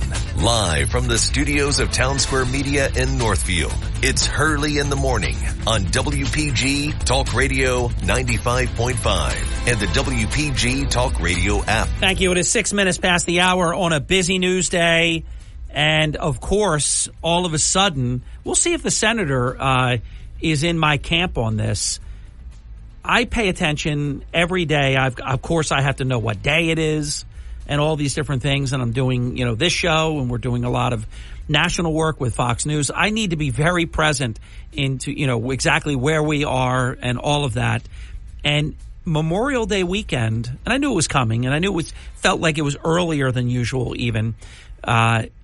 You kind of think of it towards the end of the month. We still have a bit of May after the extended holiday weekend and come back on Tuesday morning, the 28th, for most people going back to work. That some don't have the day off because obviously we're a busy 24/7 area, but it snuck up on me.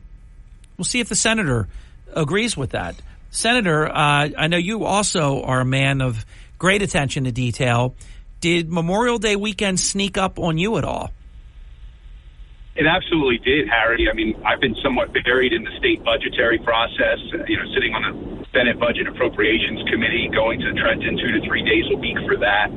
And I can tell you, going through the budget with a fine-tooth comb, all of a sudden you look up and you realize, hey, wait a minute, we're only, slightly more than a month away from having to either pass this budget or not pass the budget. It's constitutionally mandated to be done prior to July 1. And, I looked up and realized, oh, my gosh, it's Memorial Day weekend. I know. And I really can't believe it. We've also been making it a point on the program this morning, and we do it every year, to make sure that folks understand, yes, there's a very significant vacation aspect because everybody gets a long weekend, or at least a lot of people do, and some take an even longer one in vacation, and there's cookouts, and there's all these things. But why Memorial Day matters is that it's a federal holiday that commemorates military personnel who lost their lives defending our great country. So we always, Senator, remember to have the priorities in order. Absolutely. We have to stop and give the great respect to those who made the ultimate sacrifice so that we could exercise our freedoms. And look, this is a great weekend for people to get, boardwalk pizza, get their feet in the ocean for the first time each year, to, grab a great ice cream cone on the boardwalk, go on a ton of rides. But I would just ask that everybody, at least take a moment to reflect on how lucky we are to live in the greatest nation the world has ever known, and thank those who did, in fact, make the ultimate sacrifice. And I also think about those individuals, who did make that ultimate sacrifice, not wanting anyone to stop and reflect. I think the best way we can pay their respect after that moment of silence and, reverence to them is to exercise our freedoms in the most American way possible. I love that. I love everything you just said and how you live your life. For those who don't know, and we do not bury the lead, we do not hide facts on this program, Senator Testa and I aren't just colleagues. We're friends, and we're good friends. And I'm proud about that.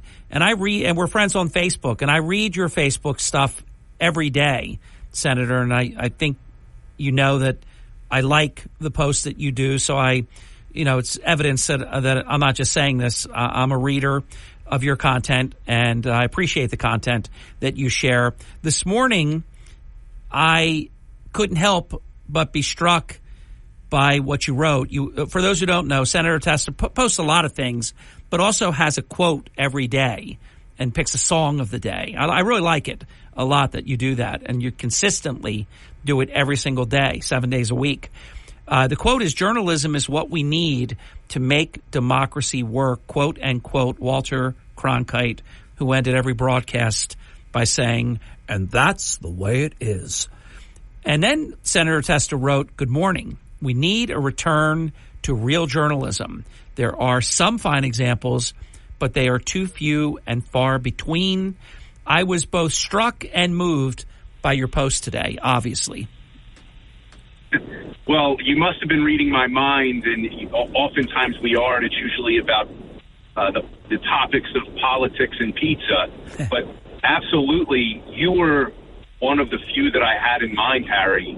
You always report the facts, even when it hurts at times. And I really just appreciate that, and you are such a loyal friend to those of us who are honored enough to call you friend. But you call us when you don't necessarily agree with us and when we maybe make a misstep. And I appreciate that. That's what a real friend does.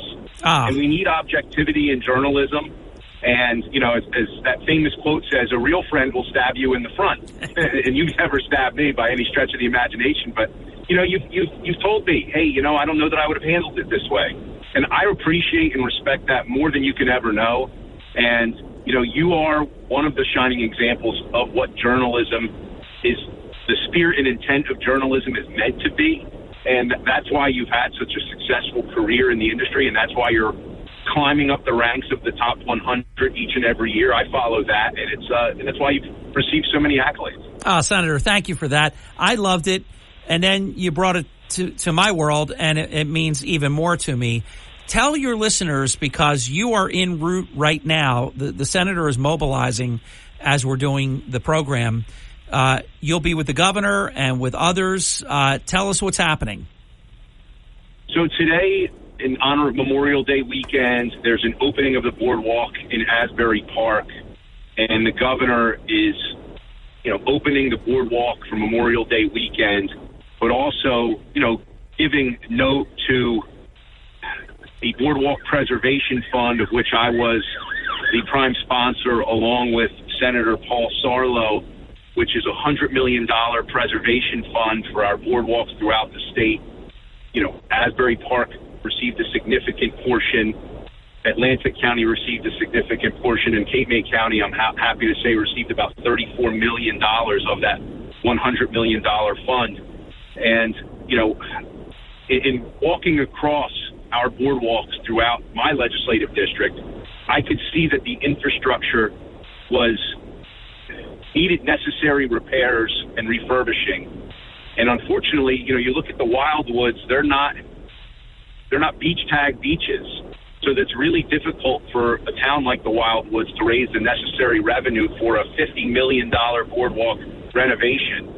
Cities like Atlantic City, all the hundreds of thousands of people that visit that each and every season. Asbury Park, same thing. Seaside Heights, same thing. You take a look at that, it was much needed money to give for a refurbishing of those boardwalks, which really serve as the economic engines of our shore towns, and we know how much. Senator, do me a favor. I'm going to put you on hold if you're hearing me, and those just joining the program. The senator is moving, driving as we do the interview, so sometimes you hit, a patchy spot here and there, I'm sure, and we're still connected, it appears, on our computer phone lines. We're to the break anyhow. We'll come back strong.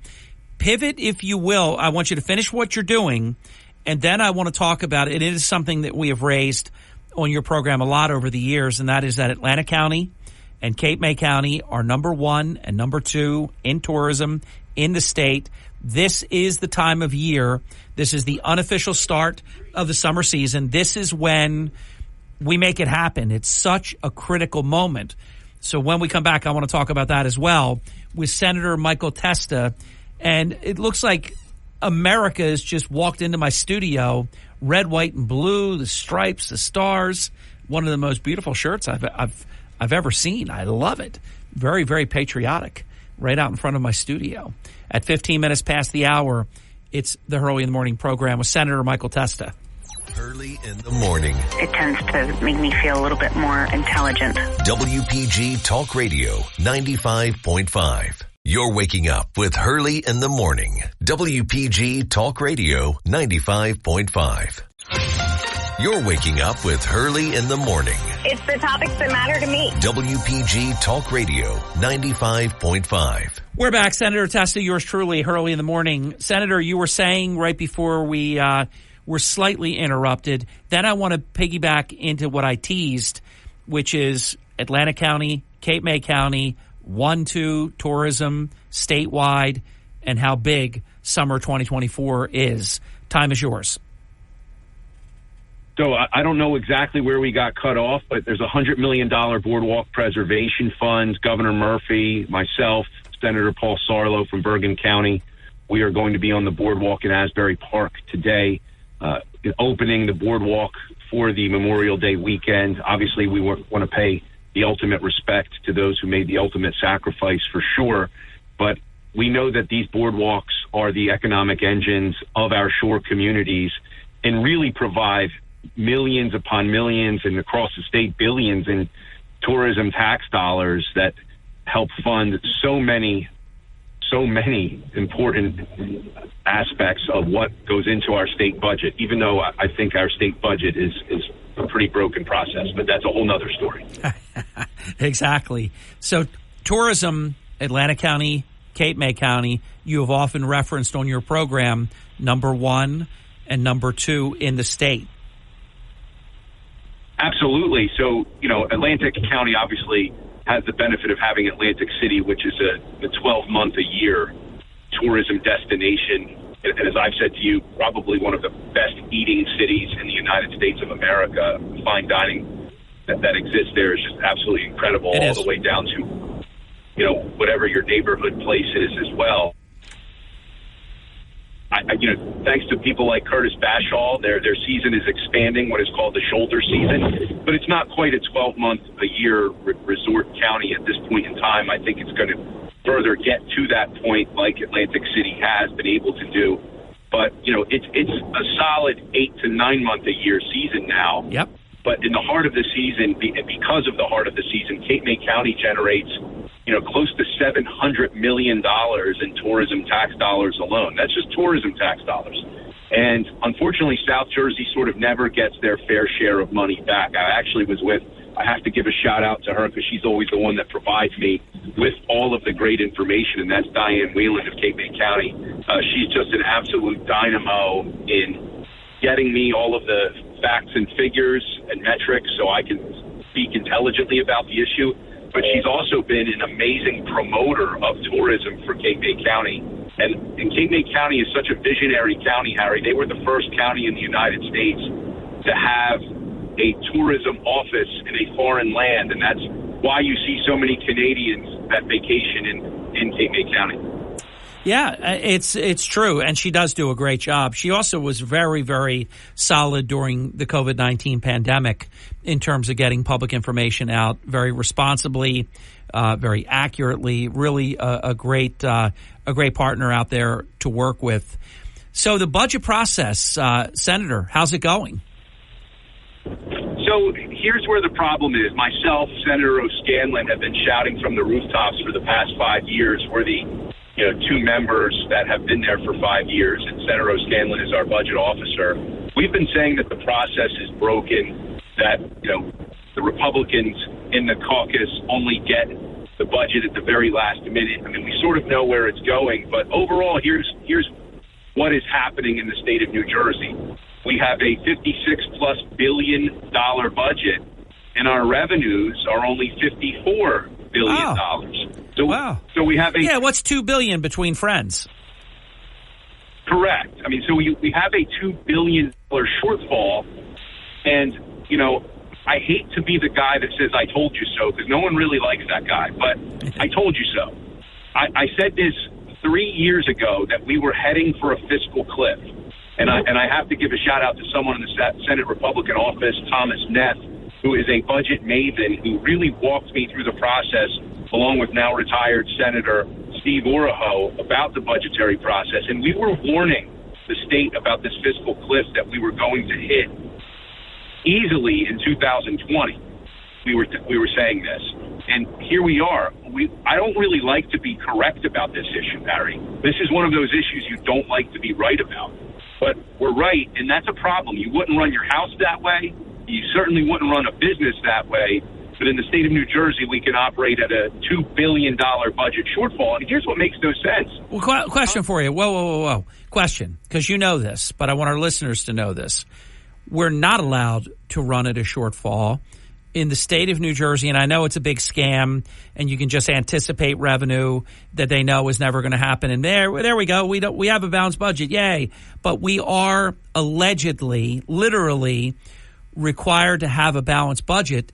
So, what's the answer to a $2 billion shortfall? Faking $2 billion in anticipated revenue that's not going to happen?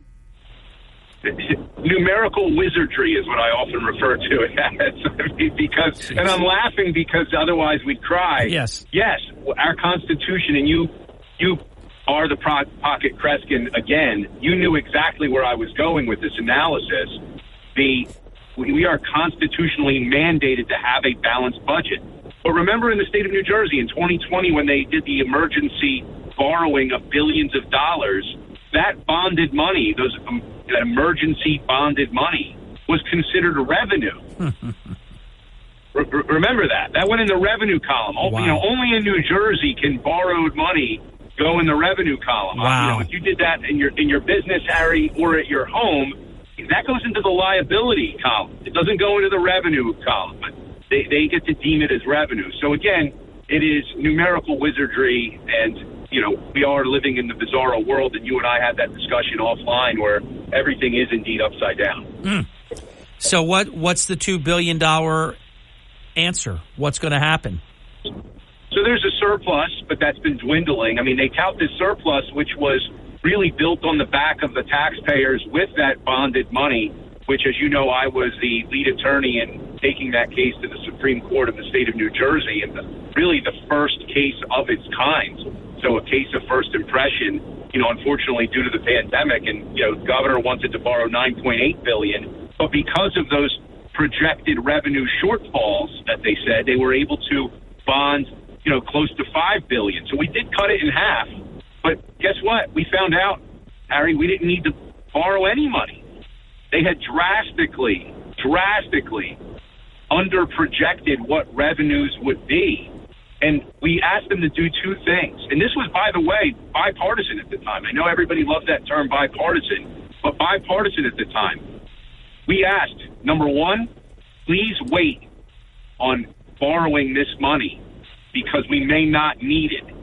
That was number one. Number two, if you do, in fact, borrow this money, please do not make it non-callable. Because if you do, that means if we didn't need the money, it's still going to be, a 20 or 30-year bond. And that's what the taxpayers were left with. That's a shame. That is a shame. Hold on, Senator. Don't go away. It's 27 minutes past the hour. This portion of our program brought to us in part by United Methodist Communities at the Shores. And it's just one of those things where you promote something for a number of weeks and suddenly it's here. Today is the day. United Methodist Communities at the Shores in Ocean City is having their spring market. And there might be a little bit of rain in the morning, but I'll tell you what, for most of this event, there's no rain in the forecast. They're going to get it in. And that's I'm very, very happy about that. 10 a.m. to 3 p.m. today, you can browse booths with a variety of crafts and merchandise. There's a floral wreath contest that you can enter. You can enjoy free ice cream, live music from Ralph Michaels' Sounds of Sinatra. And if you're considering senior living options for yourself or a loved one, I exclusively recommend United Methodist Communities at the Shores in Ocean City. Here's why. It's fully remodeled, private apartments that are absolutely beautiful. They're condominiums, 2 restaurants, a bistro on the first floor, on-site fitness center, and the Tapestries Memory Care Residence. Best of all, it's just 3 short blocks from the Ocean City Beach and Boardwalk. You can celebrate the season today at the Shores, the spring market, with crafts, vendors, ice cream, live music today from 10 a.m. to 3 p.m. at the Shores, 2201 Bay Avenue in Ocean City. To learn more about United Methodist Communities at the Shores in Ocean City, call 609-399-8505. That's 609-399-8505. It's not even halftime yet. We continue with Senator Michael Testa right after this. This is the Town Square, New Jersey Info and Weather Network. It is 29 minutes past the hour. Harry Hurley with Senator Michael Testa. I have 3 stories that you can follow right now on the WPG Talk Radio 95.5 app. No comment after 5 weeks regarding the criminally charged Atlantic City Schools boss. Check it out. It's on the app. For this holiday weekend, I have found the best lobster roll in the Atlantic City area. Check that out. And the Atlanta County Prosecutor's Office has announced the indictment of a man charged with murdering his own job. From the Town Square, New Jersey Info and Weather Network, I'm Chief Meteorologist Dan Zarrow. Today will turn into a beautiful day. Eventually, some clouds and maybe a stray shower this morning. Then this afternoon, mostly sunny, warm, and not as humid. High temperature today around 82 degrees. Clear, quiet, comfortable tonight, low 62. Sunny clouds and 79 tomorrow. Chance of a shower or thunderstorm tomorrow night. Partly sunny and a bit more humid Sunday. Maybe a pop-up shower. High 81. Get weather 24/7 wherever you are. Download our free mobile app today. This is an important safety. You're waking up with Hurley in the morning on South Jersey's talk station, WPG Talk Radio 95.5. In need. You're waking up with Hurley in the morning. It's well-balanced conversation. WPG Talk Radio 95.5.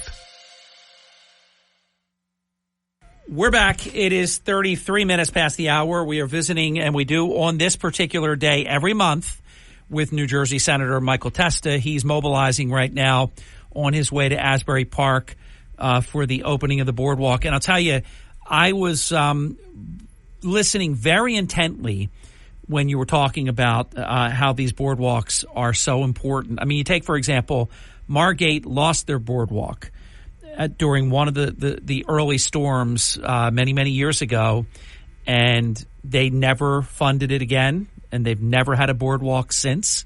They should have a boardwalk. I think there could be a whole additional great vibe by having that. And the expense, though, of building a new boardwalk and even upkeeping the current boardwalks, it's, as you know, Senator, you've talked about it a lot. It's very expensive.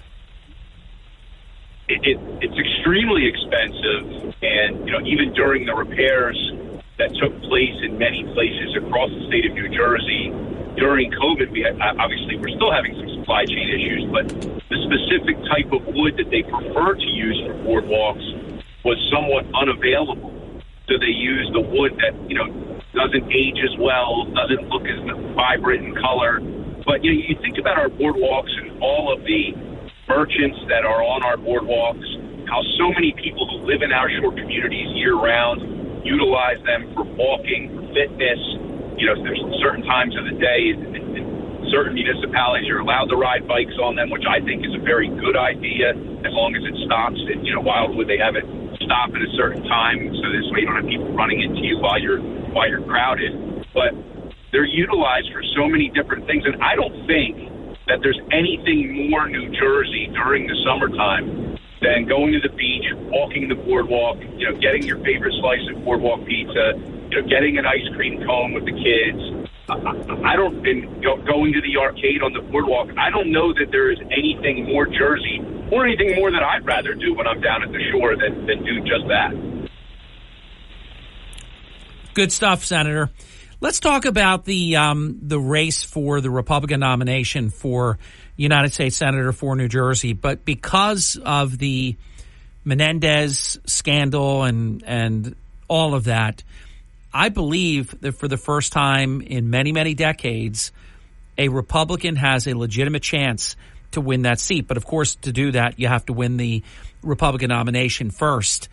Curtis, who we interviewed earlier this week, Curtis Bashaw, he's won the support of 16 out of 21 counties.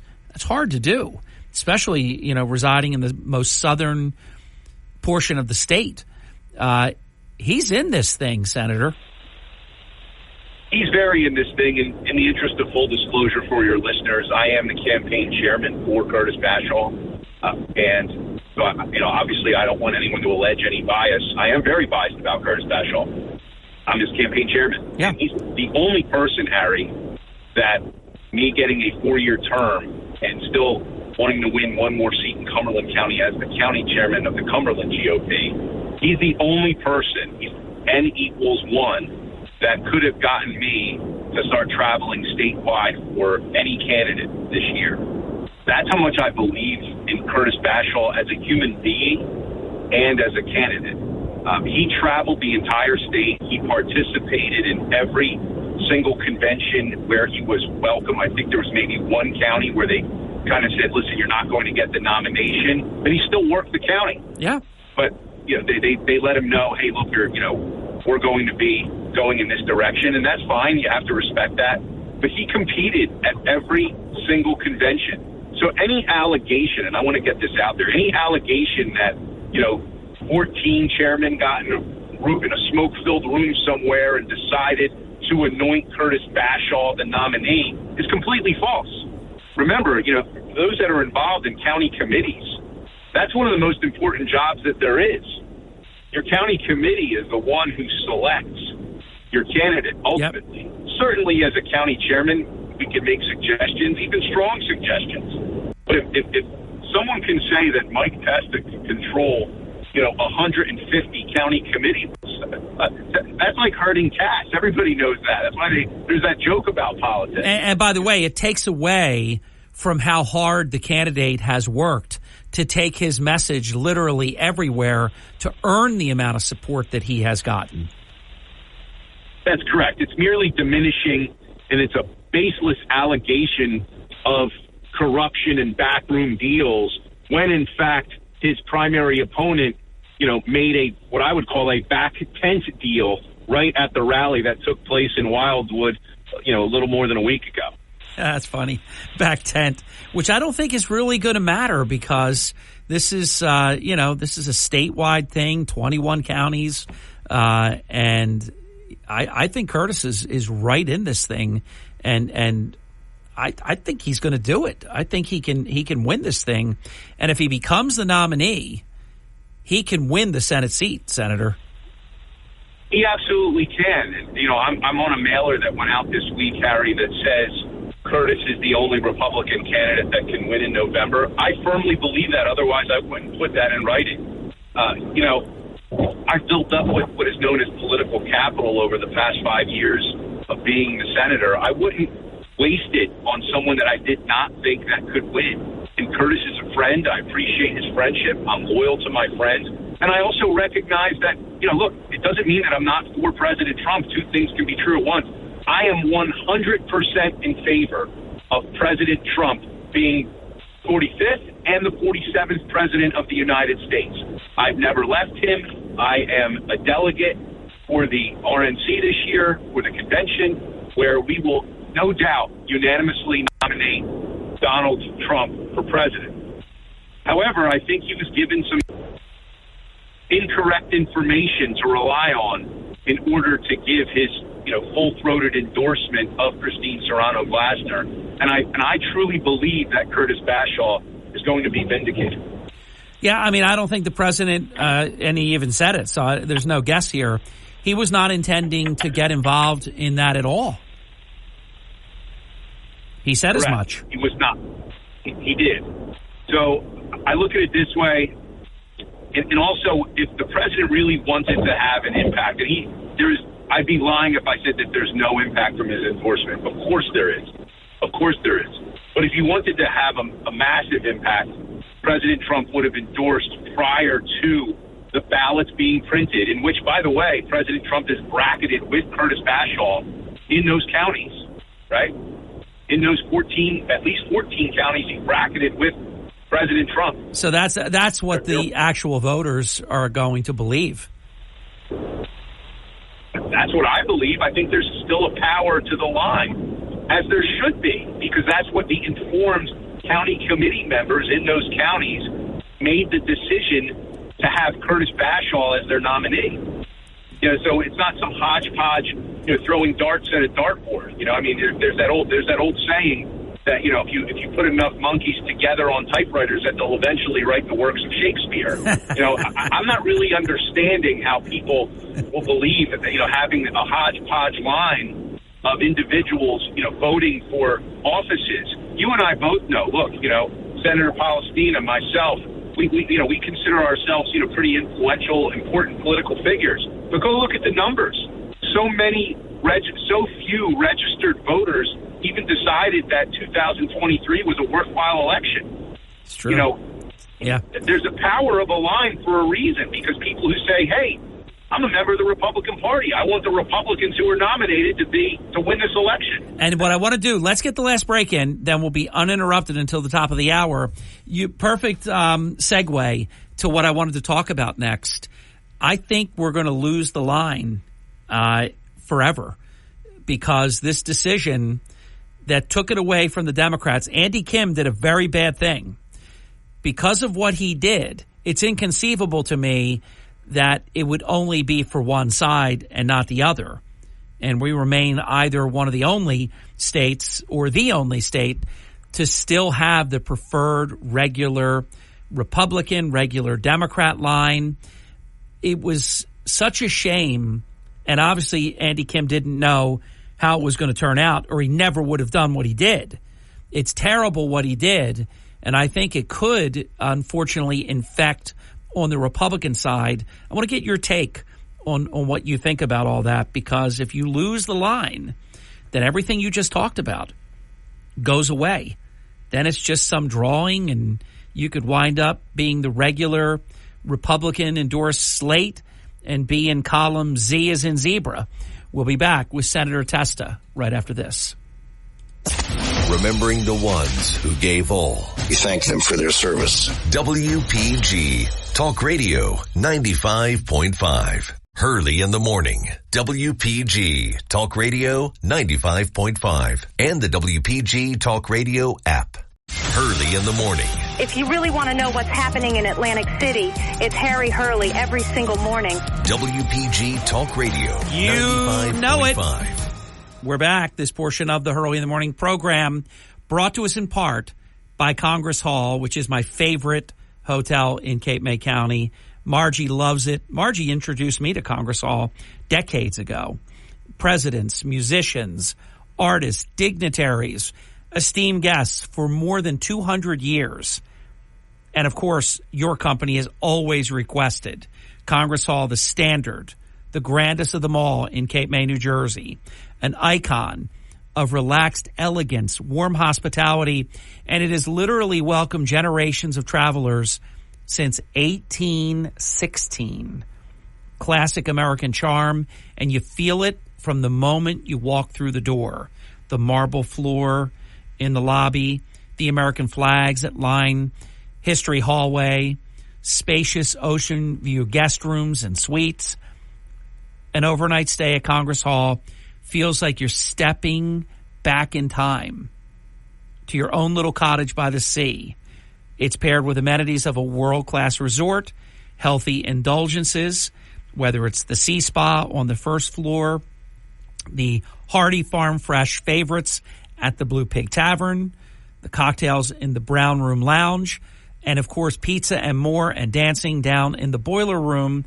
Congress Hall has it all. And remember, before you get to peak summer season, the prices are better, the crowds are less. Book your stay today at caperesorts.com/Congress Hall. Congress Hall, literally America's first seaside resort. Just a quick, we can extend the commercial just because I think it's fun and it's also accurate. Senator, a hotel that's been in operation since 1816. How cool is that? It's amazing. I mean, for those that are fans of history, that's pre-Civil War. Yeah. And, when you walk down the hallway, the hallway of history, you realize how connected you are to the United States of America by being there. What a proud patriot its owner and proprietor is, Bashaw. And I can say this, Harry, COVID was a very rough time. Yeah. And I became more friendly with Curtis during that time. And for those that know me, they know I like an adult libation every now and again. Manhattan is the preferred cocktail of choice, and the Brown Room makes a fantastic one. And one day I asked a favor of a friend. I was really just beat up, and I wanted a cocktail, and I said, hey, Curtis, would you mind if I could just go out by myself? I know you don't let people have drinks outside after a certain hour. Would you allow me to just go sit by myself, and have a Manhattan? He said, yeah, of course, no problem. You've been working like, an animal on this COVID stuff. And this was just when, things were opened up a little bit. And I got to sit outside. I think it was like, a September night. And it was just one of those perfect nights, Harry. And the wind was blowing. The American flag was, flapping in the air. And I'm there just having, probably the perfect cocktail at the perfect time in the perfect place. And I felt such a connection to my legislative district and to the United States. And I said to Curtis many times over, I said, I kind of felt like I had made it at that point. Like that I had, it really was just one of those times in your life that's a bookmark of your life, that was really impactful. And I can say, look, I love the place so much. My parents are staying there for their 50th wedding anniversary coming up. There's just really the highest compliment, as you know, that I give anyone, anything, whether it's food, a place, an individual, is that it may have peers, but there are none better. And Congress Hall may have peers, but there are certainly none better. It's a great narrative. I loved it all. And you remind me about COVID-19. How about the truth becoming self-evident that's finally coming out? Now Fauci's colleague destroying records. I tell you what, this Anthony Fauci, when Trump is president, and it's not a gotcha, it's not a, it's your turn now, and now you start getting prosecuted after what you did, to this side. Now you're going to get it on your side. The dishonesty of Fauci, it is breathtaking. I'm gobsmacked by how much we were lied to, and now they're just with regularity saying the Wuhan Institute of Virology, it took them how many years to stop funding the darn thing, and the truth is all coming out. And yes, now we know they were doing work off the government server, private email, destroying evidence. I mean, that witness, even Kwesi Mfume, Democrats, defend Lord Fauci and his counsel like crazy. Not anymore. I mean, Mfume said to the Fauci associate, he said, basically, you've destroyed your life. What you've said here today, no one believes. And this is your legacy. You'll be remembered. I mean, it cut like a knife. It was so deep. But we are finally getting the truth about all this stuff. So I'm really happy that I've gone from being called a conspiracy theorist to now being able to tell so many of my friends that I told you so. Oh, yeah. From the beginning you did. Well, and look, I didn't know in the beginning. It didn't pass the smell test for me. Because remember, you didn't need a mask. You needed one mask. Then you needed two masks. They called Trump, a racist because he wanted to stop flights in from China. When again, all of Trump's policies have been vindicated. Yeah. My beliefs about Dr. Fauci have been vindicated. I want all of those individuals that I used to call friends and I had fights with about those issues during COVID-19 to give me a call and say, hey, listen, let's meet for coffee and patch things up. And they are legion at this point, Harry. I can tell you that. Oh, of course.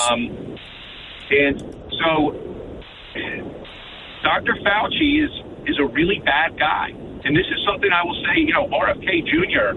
was on that issue a long time ago as well. Yeah. Warning the American public. And if you remember, he was called an absolute kook and a science denier. Being on that from the beginning was courageous because it put you at odds with all conventional wisdom and the entire apparatus of the government. It was a lonely position that people took when they were opposed to what was being said and what was being done. Absolutely. And look, I got to be friendly with RFK Jr. through what happened in December of 2019 and January of 2020 when the Democrats tried to remove a religious exemption for quote-unquote mandatory vaccination for New Jersey schools. I was labeled a kook then.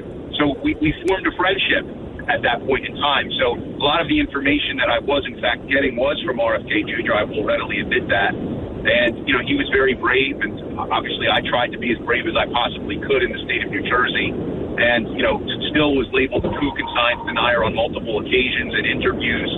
And, again, I hate to say I told you so, but look at this. Even Chris Cuomo. Yeah. Even Chris Cuomo now is, sort of on a tirade about what happened with Dr. Fauci, and apparently he's taking ivermectin every day to try to get rid of some of the side effects of the COVID vaccine that he believes he has. Yeah. I haven't delved too deeply into that, but I saw bits and pieces of it online, and I was shocked. I'm glad that at least he had the integrity to do that, Harry. Oh, yeah. I actually give him – it's begrudging a little bit because he, to me, the things he said and did – I remember when he had the big toilet bowl with the white, fluffy ending, and he pretended it was like a swab that he was going to put up his brother's nose when his brother was giving all those BS press conferences and interviews when they were touting him, Andrew, to be the next president of the United States. My, how he fell. But, yeah, he's come all the way around, Senator. He has. And, look, I begrudgingly give him that credit, but he deserves it. I have to be objective and call balls and strikes because, and look, he was protecting his brother, and not that that's a noble thing, but it is. But I would do the same thing, and you would too. I mean, I never held him defending his brother against him. It was a lot of the other things that he did, and his conversion after his fall is not as meaningful to me than if he would have had one before the fall. But I also, that's why I said begrudgingly, I give him a level of credit too. Closing comment, Senator. I can't believe this hour has gone by so fast. I know. We could spend an entire day on some of these issues that we're just scratching the surface on. I just want everybody to be very mindful of this Memorial Day weekend. It is the start of the summer, the sort of unofficial start of the summer for sure. But I want everybody to reflect on what Memorial Day weekend is all about, and that it's about those individuals who made the ultimate sacrifice so that we get to live in the greatest nation the world has ever known. And I hope everybody takes at least a moment to pause to reflect on how we get to be free in this nation and get to enjoy all of the great freedoms that they fought so hard for and paid the ultimate price for. And I hope everyone has some great plans with their friends and family and get to do all of the great things that they hope to do this weekend. Barbecues, the Jersey Shore, the boardwalk, the ocean, your pool, whatever it is. Enjoy it, be safe, and God bless America. Senator, 30 seconds, so no time to go into any depth, but next week we will have a verdict on New York v. Trump. This Judge Merchan is a scoundrel. He is a disgrace to the profession. He did everything he could to put his thumb on the scale, didn't even allow a expert FEC former chairman, but he let guys like David Pecker and others and Michael Cohen speak about FEC law, but wouldn't let an expert. Did Trump still escape, in your opinion? Real quick. WPGG Atlantic City. WENJ. We know he's not guilty, and I'm going to hold the Fox News for just a quick second, but we do have to get to it quickly. 6 minutes starts You now. believe? From Harry Hurley Way in the world's playground to the Broadcast Pioneers of Philadelphia Hall of Fame, you're about to find out why Harry Hurley has been named to the Talkers Magazine list of the 100 most important talk show hosts in the nation. Live from the studios of Town Square Media in Northfield, it's Hurley in the Morning on WPG Talk Radio 95.5 and the WPG Talk Radio app. Thank you and welcome back. It is 6 minutes past the hour on a busy news day, and welcome to this special Memorial Day weekend edition of the Hurley in the Morning program, a program that each hour of the program has been very mindful in focusing on what Memorial Day really is, and not the commercialization and the parties and the barbecues and happy Memorial Day, when we don't say that on this program. Councilman Tibbet, I know you feel the same way. Yes, we all have to. We all have to remember this weekend is not about celebration. It's about celebrating the afterlife of those that put it on the line and have given their lives for us. We have these freedoms. We could disagree. We could fight, yell, scream about everything going on because those that have put their life on the line, and some have made the ultimate sacrifice of their life. And this is the one. This is the one where, if you served and you gave your life, this is the day we honor you. Sometimes people mix up Veterans Day with Memorial Day, and so I like the fact that you're precise about this, George. And let's not forget the Gold Star family members, the survivors, the mothers, the fathers, the wives, the children that lost their loved one in battle fighting for our country, the ones that have to live on. And if anybody is out there always looking to have money to donate, look up your Gold Star 501c3s. It's amazing. Like, I know locally we have the Michael Strange Foundation. That guy, Charlie Strange, does an amazing job with families that have lost their children in war and training of war and stuff like that nature. But just one quick story. I got to tell the story in honor of Memorial Day. I was thinking about this all day to say it's about a New Jersey guy. His name...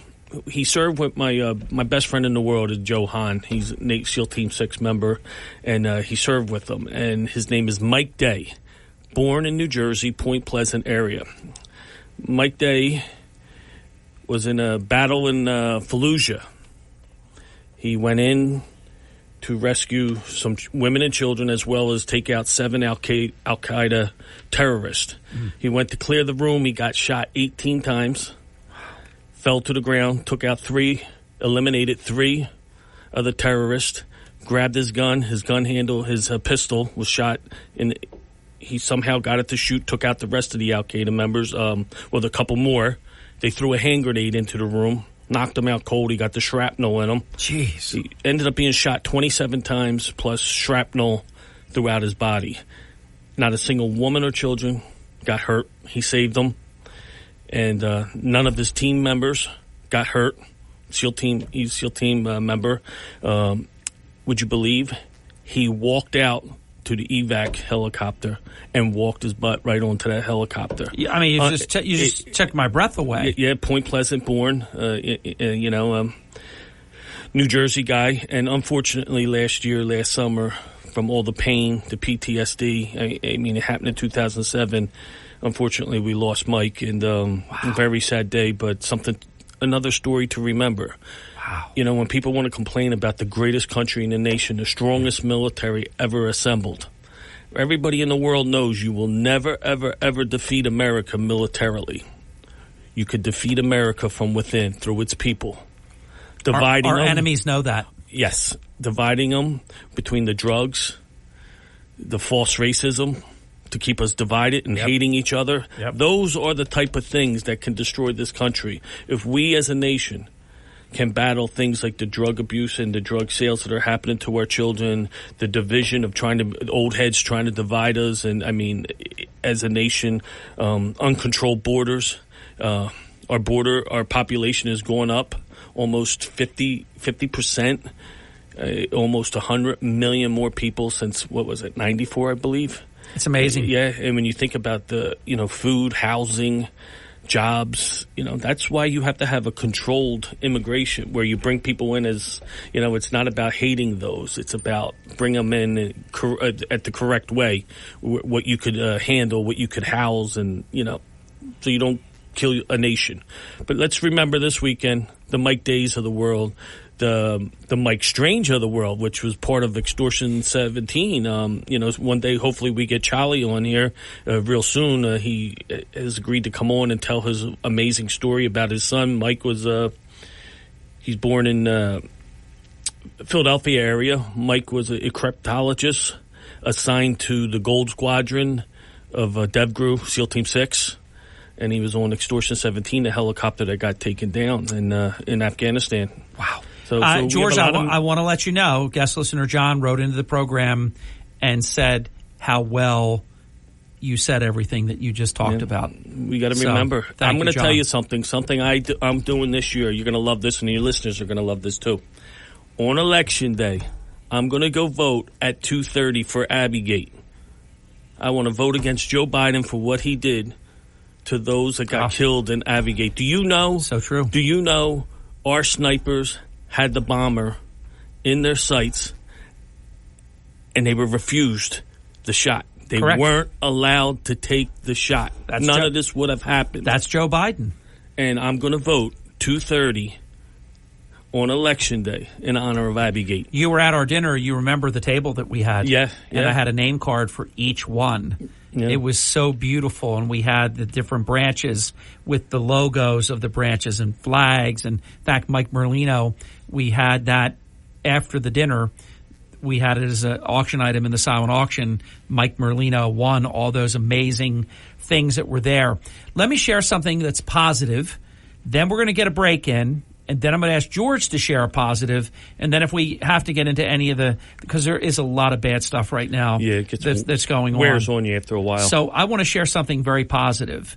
Today at 5 p.m., and it looks like any rain. Didn't it look like it was going to rain when you were coming in? Yeah, it sure did. So we might get a little bit of rain in the morning, but it's supposed to be out and no rain starting this afternoon or into the evening.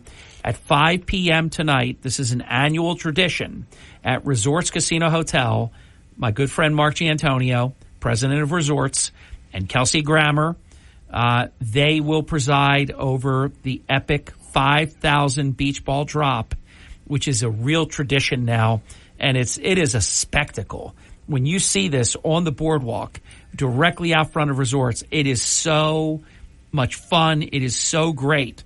So that is a positive that will be happening as part of a Memorial Day weekend extravaganza at Resorts Casino Hotel at 5 p.m. tonight, right on the boardwalk out front of Resorts Casino Hotel in Atlantic City. With Atlantic City Councilman at Large George Tibbett, I am Hurley in the Morning, and this is WPG Talk Radio 95.5's Hurley in the Morning, the truth in broadcasting. Remembering the ones we lost. We remember heroes who unselfishly gave their lives so that others may live. WPG Talk Radio 95.5. You're listening to Hurley in the Morning. Egg Harbor Township. I'm from Margate. Listen at home or in the office on your smart speaker. Just say, play WPG. Brigantine. Cape May. Galloway. Hurley in the Morning on South Jersey's talk station. WPG Talk Radio 95.5. Welcome back. 17 minutes past the hour. All right, so Councilman Tibbett, here's how I'm looking at this.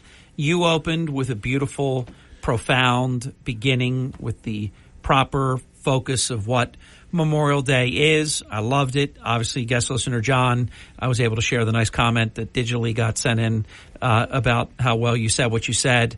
Then I added something positive about the 5,000 beach ball drop, because that's a fun and a very, very big thing at Atlantic City's first casino, Resorts Casino Hotel. I turn it over to you for a positive comment.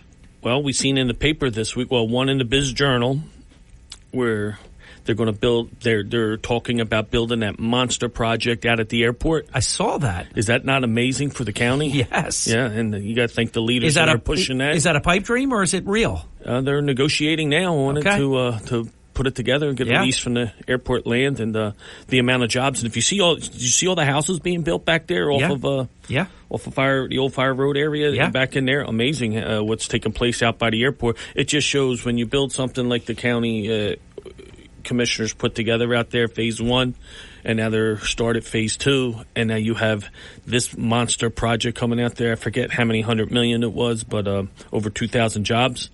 And then even in Atlantic City, across from Angela's Fairmont Tavern, the old Pitney Village site, the parking lot, where they want to build the building there, the monster building there, I saw that. $350 million project to, to build the building for online gaming. Yes. With the real people in there. And do you know what that's going to do for that neighborhood if that actually happens?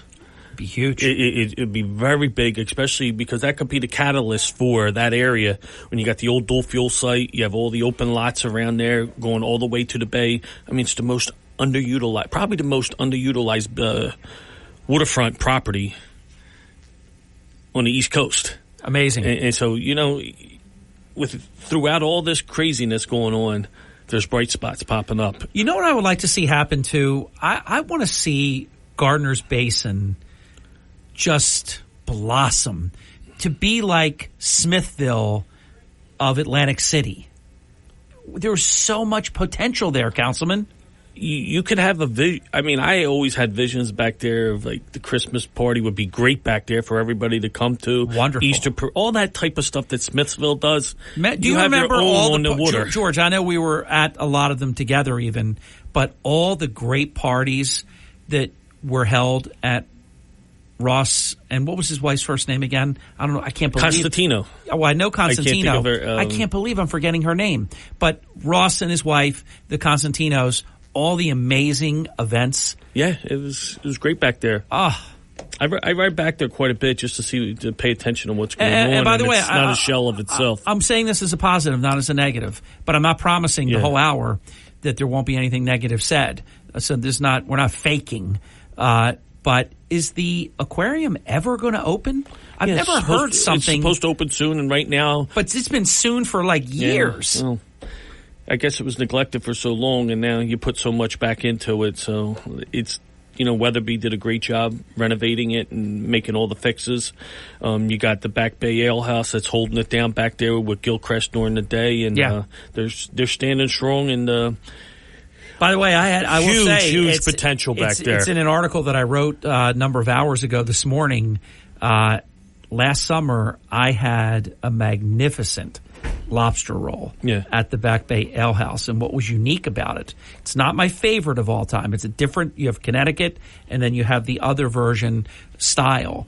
This was the one, like if you go to Water Dog in Ventnor, you get the style that's just all lobster. There's no mayonnaise or anything like that. The one at the Back Bay Ale House, it's fantastic. And I had it and loved it, and they got a neat little twist. They do the mayonnaise. I like the one at Water Dog better, but I also like that version as well. They have shrimp in their lobster roll. Really? Did you know that? I did not. Yeah. I wrote a thing about getting the best lobster roll in the Atlantic City area. We've got a lot to choose from. Yeah, we have Atlantic City has a lot of amazing restaurants. A lot of people I talk to, they don't like the commercial. I call it the commercial. I don't want to use no names and hurt them or come across as hurting them, but they like the home. The boutique ones. The boutique, the old family style ones, the pre-casino restaurants and stuff like Angeloni's too, that kind of thing. We all have you got to hope they stick to Alan's model when he comes back. He's hoping, pray they do that. I mean, because he was very big in the community. He was a winner. Yeah. Imagine how you think you don't buy a winner not to win. Yeah, you think Angelo's is busy now. Could you imagine when that building's built? And then that parking garage that's usually empty. I mean, that project has me really excited to see it come because that is definitely a catalyst to really revive that area. Give us your predictions, your crystal ball for Atlantic City the summer season. Harry, that's a tough one because, losing the concerts and some of the events, I'm very hopeful. Glad we kept the air show. Yeah, definitely. I'm very hopeful on the casinos stepping up. They've been doing a very good job at keeping the city afloat with entertainment and stuff. The Hard Rock, Ocean, Borgata, all these places are, bringing a lot of people in from throughout the country. I know Harris and Borgata do that. Bring people in every single day of the week from all over the country, so that's great. We got our work cut out for us, but I'm a little nervous about this summer, seeing how the winter went, driving around every single night, looking at our restaurants, our bars, our bar restaurants, and Ventnor is major competition to the small businesses of Atlantic City. They got some amazing restaurants down in Ventnor, and you even have some with bars now. So that's why I scream every week, clean and safe, and safe. Because if you don't feel safe, the choices between Ventnor, Margate, Longport, Brigantine has some fabulous restaurants now. If we're not clean and safe, people are going to pick those places instead. And then there goes your small business. Yeah. The businesses that are left, the Irish pubs, the Johnny X's, the Angelo's, they're going to do good no matter what. They have history. But if people are always saying they want to do small businesses, family-owned businesses, we got to make it clean and safe so people are comfortable coming here. Yeah. Even during the day at lunch. You go anywhere else, you're not paying $2 an hour to park to go patronize a small business. It's, fixable. Everything's fixable. Agreed. Let me pluck one of the ones that you mentioned. Kathy Burke, the Irish pub. What a model of consistency. Yeah, what she bought in 74, 75, and, thank God she toughed it out in those years, her and Dick, and, now they're able to really tough it out. Now, thank God they stood the course, did well, invested their money properly into their building, and look what you got this many years later. Yeah. You think about it, how many bars and restaurants do we have pre-casino left? It's true. We got, let's figure this out. We got Irish Pub, obviously. Yes. Tony's Baltimore Grill. Yep. Angelo's Fairmont Tavern. Let's say Angeloni's 2 Restaurant and Lounge. We'll give it to them because they're coming back. And are they using the same name? Yes. Okay. Absolutely. So we'll say them. Come on, help me think here. You got to help. You're doing great. Many. Would you call the Wonder Bar? Yeah, Wonder Bar, of course. Yeah, of course, Wonder Bar. And I love the way they have the boating access. They were pre-casino. And all that. For a really long time, McGettigan's, but of course they're gone. They're gone. So think about it. We got less than 10 pre-casino. Yeah. Less than 10. We counted 5. I know I'm missing a couple. Boy, and in some of those stories that I write about Atlantic City, George, there used to be so many. Yeah. Oh, my gosh, so many. You used to have 3 or 4 bars, small bars on each block. They were neighborhood things. Remember the late, great Jim Thomas, JT's? Yeah. That was great. Alan's Cafe. Yes. All of the good Cassidy's, the Fourth Ward Sportsman. A lot of great uptown bars as well that I'm not thinking of right now. But you had Colmone's, which was amazing. Some of the bars, my grandfather, he loved one. How can I forget? Don's listening, but there's a little bit of a delay. Mm-hmm. There's a latency on the app. He'll text it to me. Oh my God. Irish bar, Irish name. Callahan's. Callahan's. Oh, yeah, Callahan's. Of course. Yeah. Johnny X's place. Yeah. And Cup and Saucer. But do you realize... McGee's, so many places. Do you realize those 5 that I named, do you realize they've never, ever taken a penny of subsidies from the city, the CRDA? They did it their way, continued to do it their way, and they're still here today? I call it unbought, unbossed, self-made. Yeah. I remember... Andy, don't need it. Yeah, exactly. Yeah. It's very good. So jury's out on summer 2024. Yeah, I'm very hopeful, but, I'm very, very nervous losing the concerts. But you got to remember, we did a lot without... The concerts was 1 week a year, right? Yeah. So don't put it all on the concerts because, you had 12 to 16 weeks it's a miss, of summer. But, that obviously makes us nervous. But still, you still had good summers without the concerts, so... What's going on city council-wise? Same old, yes, because I'm told, obviously, Is it's still a 5-4? Yeah, it's 5-4. City council? I think it's leaning a little more now, but we'll see. But, you got that court case coming up. That doesn't, with the councilman that doesn't live in the city, that doesn't mean that the opponent gets the seat. It means there'll be another election if that's proven without a doubt that he doesn't live in the city. Would there be able to be an appointment for a short period? I believe so. If the judge rules that he doesn't live in the city and he's disqualified, that seat becomes vacant. If that wound up being 4-4, Marty could break the tie. You never know. I remember give the mayor his props. He's very good at buying off votes, and he's very good at. I hear. I mean, I'll just say a name. You don't have to play if you don't want, but I hear Bruce Weeks has gone to the wrong side. Well, I hope not, Bruce. I got a I'm not impressed with him. I work with Bruce. Yeah, I've worked with Bruce on a lot of things, and I'm not impressed. I like with working him. with them. So I hope he stays independent thinker, and doesn't get ruin his name, getting involved in certain things. I think he's lost. Well, let's hope not. He appeared to me to be solid, but hasn't shown me anything. How about them wanting to censor me? Well, that's absurd. It's crazy, isn't it? I say something on my own time. It's bizarro world, so of course that will happen. And when it does, I wear that with a badge of honor. We're getting that framed. You be like Trump. That is an award that you're getting. Yeah, absolutely. That's not an award. A knock. We got council people being talked about at the United States Congress right now about corruption at the housing authority. And you'll get censored. Yeah. You got people that haven't said a word about the vicious things that are... Oh, wait, we got to stay positive, so let's get off.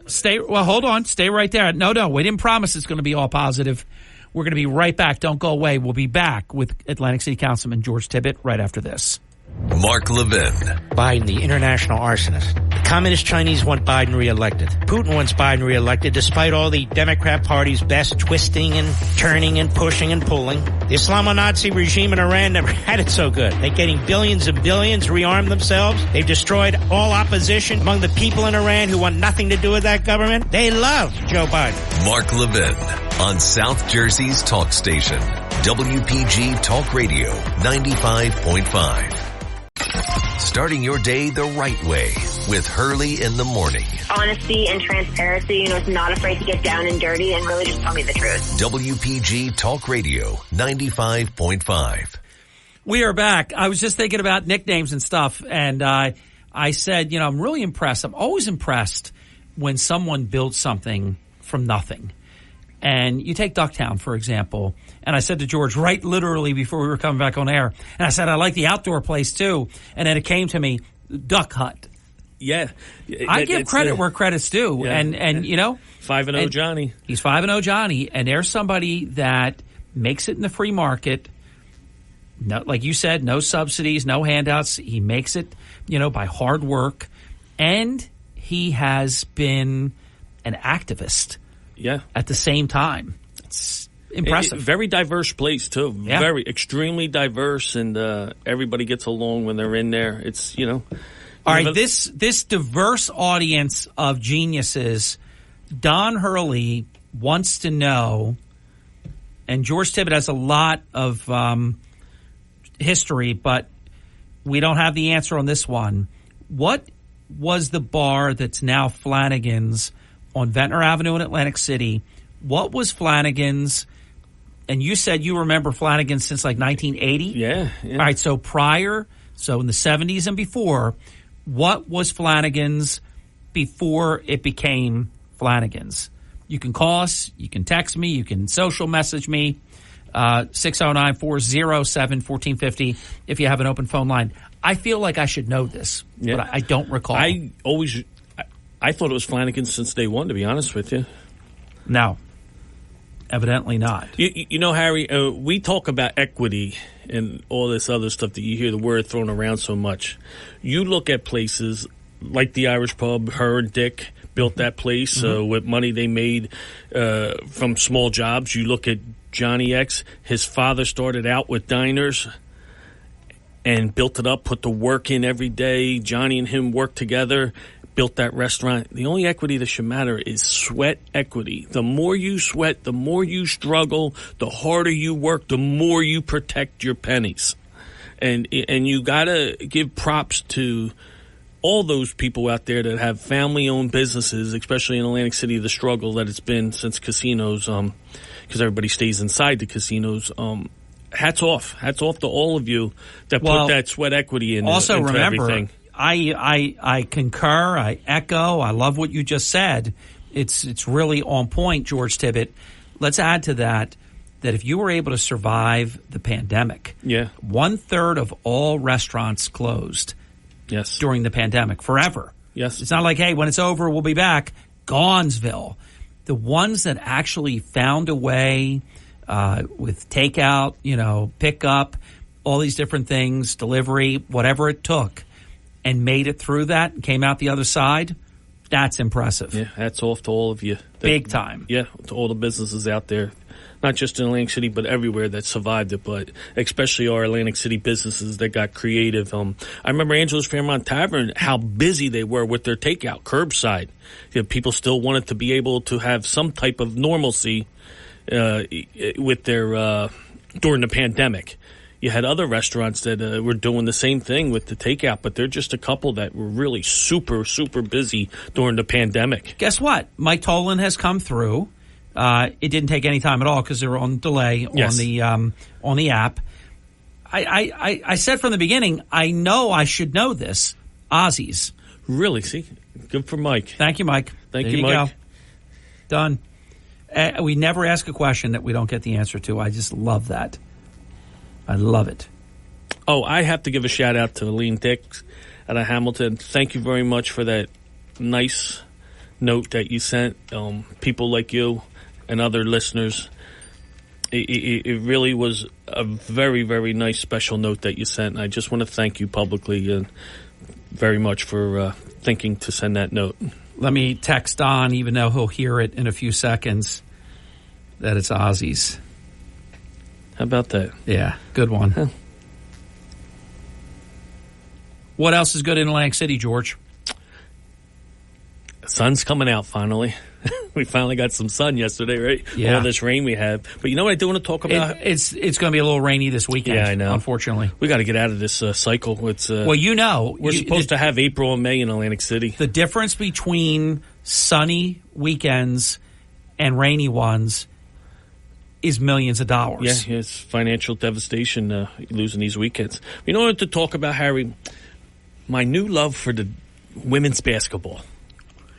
Is it because of Caitlin Clark? No, well, part. But see, I want you to know this is not new for me because when I was a Cub reporter and I saw that the girls' sports were not being covered the way they should, I fell in love with the girls' game. You know, the girls' game is very technically excellent. You do have a few girls that can dunk, but it's more of a tactician, execution, passing, where the boys' game can be five slamma jamma and up on the rim and stuff like that. Girls basketball, hence women's basketball, is awesome. Well, I started watching the tournament.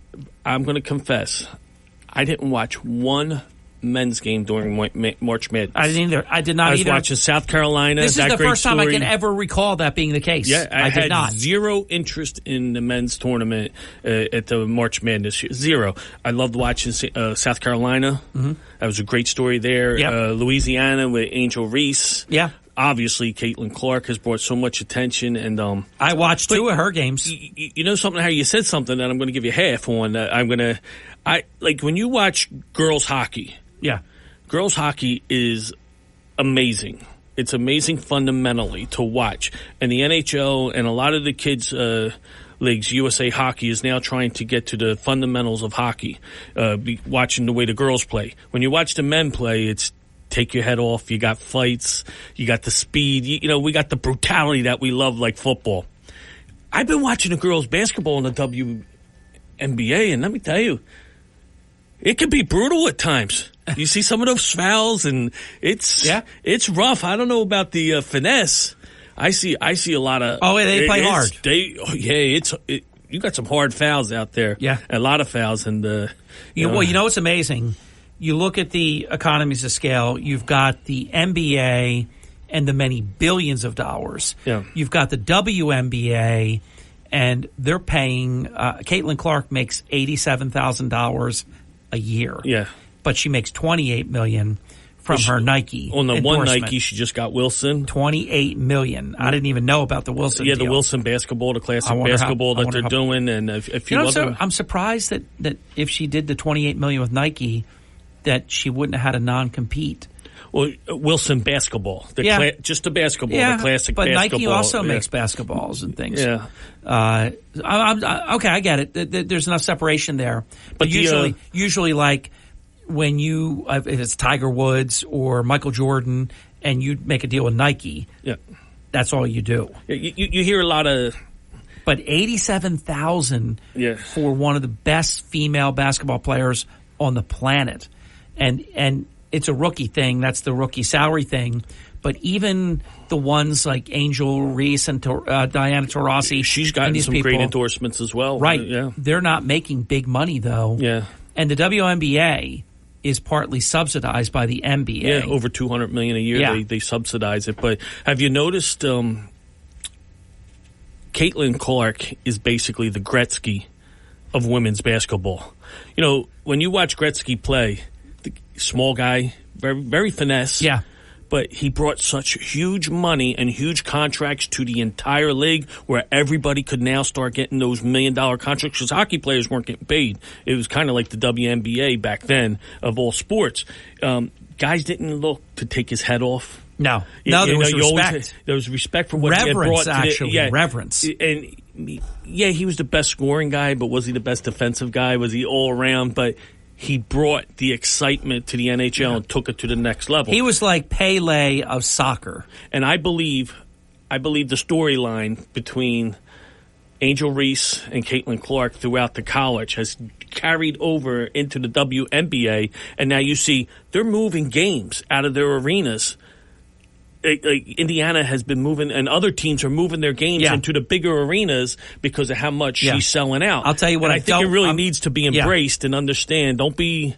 Well, the old heads have to understand. You didn't bring the money to the game. These young girls, last year's rookies, and especially this year's rookie, the storyline are taking that WNBA to the next level. Let me tell you something that's terrible, but I got to give LeBron James credit, who I don't really care for, and Charles Barkley, who I really do like. I met Charles when he was a graduate from college and was drafted by the Sixers. He was in my office, and he was a nice man then. I've liked him his whole career, and during his announcing career, LeBron James and Sir Charles Barkley both stepped up to defend Caitlin Clark. You had this Sonny Hostin from The View, this absolute jerk, bring up that she is a product of white privilege and some other snarky criticism, and I can't stand it when they do that, George. The only color that matters is green. How do we get more green into girls' pockets? You see, but LeBron James stuck up for her, and Charles Barkley stuck up for her. Yeah, they can't. They got to be careful. Without the NBA, the league is defunct. It's gone. It's over. But now they're making more and more. They're even flying charter plates instead of going to public planes. There was criticism about that because but they're all going to get the charter planes now. Yeah. You know, these are the things taking it. Like I said, well, they're going to be next level. Yeah. She is the Gretzky of the WNBA, taking it out of the shadows of the NBA. Like I said, I look forward to watching the games. I look forward to watching the Angel Reese games. Yeah. All the girls that I met learned about during the tournament, the South Carolina players, I like watching them where the teams that they're on. It's fun to watch now. By the way, I don't know if they won their last game, and if what I'm about to say is still accurate. They lost. They're 5-5. Yeah. They've been winless, and I think she's learned there's a lot of talent in the WNBA. There's a lot of talent, but don't forget people like Caitlin Clark and Reese. They just played a whole season. In playoffs. Yeah. And they played with different girls. What kind of preseason did they get to learn each other? You know, a lot of the game, hockey, football, everybody is knowing where your player are without even knowing where they are. And they were playing against college talent and not professional talent. Well, a couple guys I did know in the NFL would always tell me, in college football, every other guy is the great. When you get drafted to the NFL, you got the best of every team in the NFL. You may go up against someone on the line that's, second tier, third tier.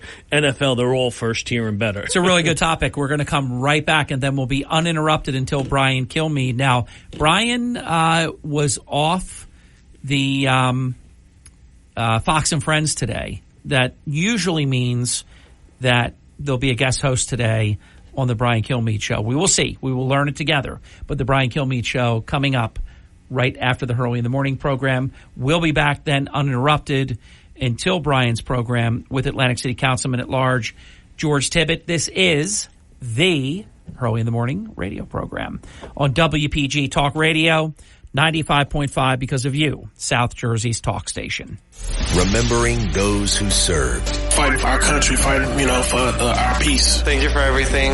WPG Talk Radio 95.5. WPGG Atlantic City. WENJ HD3 Millville, a Town Square media station. Hey, if you want a firearm that is easy to transport, you got to check out the U.S. Survival Rifle from our friends at Henry Repeating Arms. Now, it is a portable rifle that you can put together, take apart in just minutes. And then when you're not using it, you can store the parts in the little case that it comes in. It's so small you can store it pretty much anywhere, and it's light enough to carry everywhere. Now, it comes in black and 2 different camo patterns, and you can pick one up for $300 to $400 depending on the finish. Check out their videos. Go to their website. It's one word, henryusa.com/survival. And while you're there, make sure you order their free catalog. Now, Henry makes more than 200 rifles and shotguns and revolvers, all made in America, all backed by a lifetime satisfaction guarantee and the best customer service in the business. Go to their website, henryusa.com. Get their free catalog. They'll send you free decals and a list of dealers where you are. That's henryusa.com. Free catalog decals for the Henry U.S. Survival Rifle. Hurley in the morning. It's breaking news that I can trust. WPG Talk Radio 95.5. Thank you. Welcome back. 51 minutes past the hour with Atlantic City Councilman at Large George Tibbett. I want to thank a really good friend of mine, Scotty, who wrote a very nice comment, George, and those just joining us, Atlantic City Councilman George Tibbett, who wrote a nice comment about our priorities and focusing on the patriots who gave their lives and protected and served. It was a great comment. Let's give the listening audience a challenge. Let's give them a challenge. Okay. Everybody listening today, during the day, look up some military hero that gave his life and tell your kids about him and your grandkids about him. Tell them the story. I like that. Patriotism is lacking in this country, and somehow we got to get it back. And perhaps, if I could expand on your idea, do a post on your Facebook, on your Instagram, whatever, your Snapchat, whatever social media you like, and maybe write about that person a little bit. I tell you something. I have a lot of friends who are Navy SEAL Team 6 members that I deal with, and I go visit a lot in Virginia Beach. We always have the conversation on, you have the guys that will not, they are the secret warrior, the quiet warrior, won't say a word. You have those like Rob O'Neill that tell the story, and then you have some that'll tease it. I always try and tell them, listen, patriotism is lacking. You guys were heroes. You fought for us. It's now your last job. One of your final jobs in military has got to be, I believe you guys got to tell those stories, because who cares about football heroes, basketball heroes? Look at the stories of what these guys do, the amazing accomplishments, the never quitting. I believe the stories should be told. Yeah. It's their stories. It's their choice. Ultimately, I didn't sacrifice, but I really believe they need to tell the stories because there's some amazing stories and role models. Think about this, and it took a while to get them, and of course there were people like Joe Biden that was opposed to even getting Osama bin Laden. Think about how faded a lot of September 11th, 2001 memories are. And that would be, by extension, even the mission to get bin Laden. Mm-hmm. And Rob O'Neill, of course, was the fortunate one. I say that because I think any one of them would have liked to have taken that shot. Multiple did. Yeah, but he was the one, though. He was yeah. Okay, I get what you're saying. Let's put it this way. He gets the public credit. Absolutely, but he was definitely the one that did it. Yeah, he was first. He took the shot he was told not to. Well, we'll talk off air about it. I can't say it on here. He took the headshot. Yeah. That they all went in there knowing no headshot. You can't take a headshot. He took that canoe. He canoed them and took the headshot. He got the collar. For the whole thing. God bless him. Now, I like a topic that you suggested to close out the program. Do you remember? Yes, the rallies. I think that's very important, what's taking place in New York and New Jersey right now. Let's do chronologically. The first one was in Wildwood. The expectation was somewhere between 25,000 and 40,000 people would come out, which is an enormous gathering for any political figure in history. And it wound up being at least 80,000. A lot of people are saying 100,000. Now here, this is, I think, also really impressive. And we can talk about both, but let me just put a little thumbnail sketch out of each. Then you take last night, 6 o'clock, South Bronx, in a district that is right next door to AOC's district. It's not her district, but it's Torres's district. Trump brought out 25 to 30,000 people in a district that Joe Biden carried in 2020 with 87% of the vote. Yeah, exactly. And that was something. Not to take anything away from Wildwood, that was like an amazing turnout. Was but you you expected it to be big. I expected that to be big for Trump down there, especially Cape May County is traditionally Republican. You expected, but the Bronx, yeah, that's amazing. By the way, time out 1 second. I want to go back to Wildwood just for a second because that turnout was the biggest. Was the biggest political event in the history of New Jersey, and that is amazing. But I want you to know, George, it wasn't just Atlantic and Cape May County. No, it was all over. It was Philadelphia. It was Delaware. It was North Jersey. It was all over the place. It was not just they came Maryland, Virginia, Correct. Jumping Correct. on that ferry and getting right over to it. It was a big and it was a broad, turnout. Anyhow, South Bronx. And South Bronx, that was off the charts. Like you said, 87% voted for Biden. New York City is overwhelming Democrat. And that should send a message to us Democrats that people do not care about parties. They care about their families, their home life, looking at the cost of food, looking at the cost of fuel, taxes. You look at these courts and listen, you don't have to like Trump, but looking at what's taking place this is in the courts of New York right now, lawfare, the most un-American thing ever to happen. That is the type of stuff that destroys a nation, what they're doing there. You don't have to like Trump, but you do not destroy the justice system because you hate someone that much. That's right. George, let me read a stat to you. This, I know, is not going to come as a surprise to you. When President Trump left office, this is a fast food scenario that I'm going to share with you. Oh, my God, yes. I know what you're talking about. Medium French fries were $1.79. They are now almost $5, yep. And in some cases more than that. A Big Mac meal, to be specific, when Trump left, $5.99. Now $12.69, and that's just a reasonable average. If you take San Francisco, it's almost $20 because they have the higher minimum wage and some of the other taxes and things they put in. A Subway BLT footlong was $5.50. It's now almost $9. Chipotle chicken burrito. So we've gone the whole gamut, like McDonald's, Subway, Chipotle. $6.50. It's now $10.70. That's an increase of $4.20. People are hurting right now with this stuff. You got to look at the good and the bad. Yes, it's hurting. People are hurting, but you look at people like me. I used to go there. Thank God they raised those prices. I don't go there hardly at all anymore. $3.49 for a small soda at Burger King. $3.49. That's half a can of soda fits in that cup. That's half insane. a can. That's 6 insane. ounces, right? It's crazy with the ice. But then you got to look at the good side. It pushes people like us. If I'm going to pay $10, $12 for some garbage, it's going to probably kill me in the long run if I keep eating it. Or do I go and spend $15, go to Johnny X, get 2 pieces of grilled chicken, a salad, and a drink? Eat healthy. So it made me healthier. I lost 64 pounds. It would change the diet. It's one good way of looking at it, but still. No, it's terrible. Yes.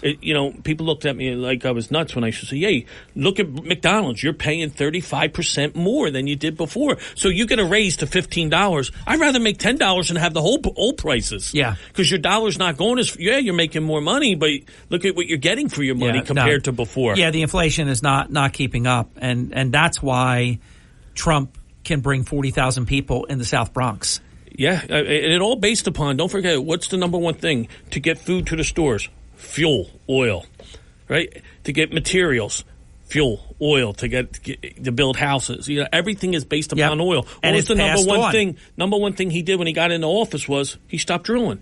We were energy efficient. Now we're dependent on other nations. Correct. You get OPEC that just changes their prices for whatever reason. It rained today, so let's turn the pumps down. Let's not pump any more out. And it destroys us. You look at our inner cities throughout the country and look how bad we're doing and the infrastructure. But then you go look at Dubai. We basically, the world built Dubai off of the oil. You look at Iraq, downtown Iraq is nicer than a lot of our cities, what we've rebuilt. Well, they kept the oil. We were supposed to get the oil. What did Howard Stern always say? Let's drop enough bombs over there where we could just turn it to glass and see the oil, right? Remember that? Trump said in real time, when he was not a candidate for anything, I disagree with what we're doing here, but if we're going to go do this, we need to take the oil. You got to take the oil. You got to take we didn't. You got to take the prize. We gave it to China and Russia. There's pretty much. No question about it. We were 3.5 years ago. We were energy independent. We were a net oil exporter. We had all the energy that we needed. Gasoline was about $2 a gallon. You go look at now what it is. I mean, it's taken billions and billions and billions of dollars out of people's discretionary spending. Yeah. And I'm very fortunate because, let me tell you, as a Democrat, and I haven't given up yet, it's getting close, but I had the pleasure of interacting with countless amount of Cubans and Spanish down in South Florida. A lot of Mexicans from Texas come in, and I get to interact with them quite a bit. And Harry, they are very, very proud Americans, and they don't want to work their butts off to give it to lazy people or to send to foreign countries while we survive. They're very proud Americans. And people were thinking, they're bringing them in just for the vote. Well, look how it's turned out. If you're bringing them in for the vote, they work their tails off, and they want to keep every penny they could keep that they earn. So they're flocking to the Republican Party, both in the Texas and in South Florida, most of Florida, because they came here. They came from nothing and worked their tails off. And what you see, and this is why the demographic has shifted so much, and right now Hispanics, for example, it's like 50-50. Biden won Hispanics by so much in 2020. People that worked really hard to come here legally, just like we do, they do not like this illegal immigration at all. And they don't like being overtaxed. Oh, no. To where they're working to the second or third week of April for somebody else. You know, George, the way it's working now, and it's very sad to say this, we now work into July before you earn. The last one I saw was the second week of April. No. If you calculate your property and federal, sales. State, all taxes, you now work more than half the year before you make your first penny. That's confiscation level. You know, people will pay reasonable amounts. It never should have gotten to this extent. You know, you look at things like student loan debt. Terrible. You know, who's paying for that? Unborn children right now are going to pay for that. You got old men. How about the credit card debt now? You got old men that aren't going to be around in 5 years voting on things that are going to put unborn children in debt. Yes. And their children in debt. That is correct. That's the problem that you have when you get these career people, whether they're Democrat or Republican, 70s and 80s, and they're voting on stuff that's going to take 100 years to pay back. And what's sad about that is they found a way. They don't care. They don't care because they found a way to all become millionaires. Yeah. So it doesn't apply to them. You want to look at Donald Trump's income tax? Let's look at how did they become rich? Exactly. All of a sudden you come in there worth a couple $100,000, worth tens of millions, hundreds of millions in some cases. That is the truth. You know, and then you look at, they call unemployment an entitlement.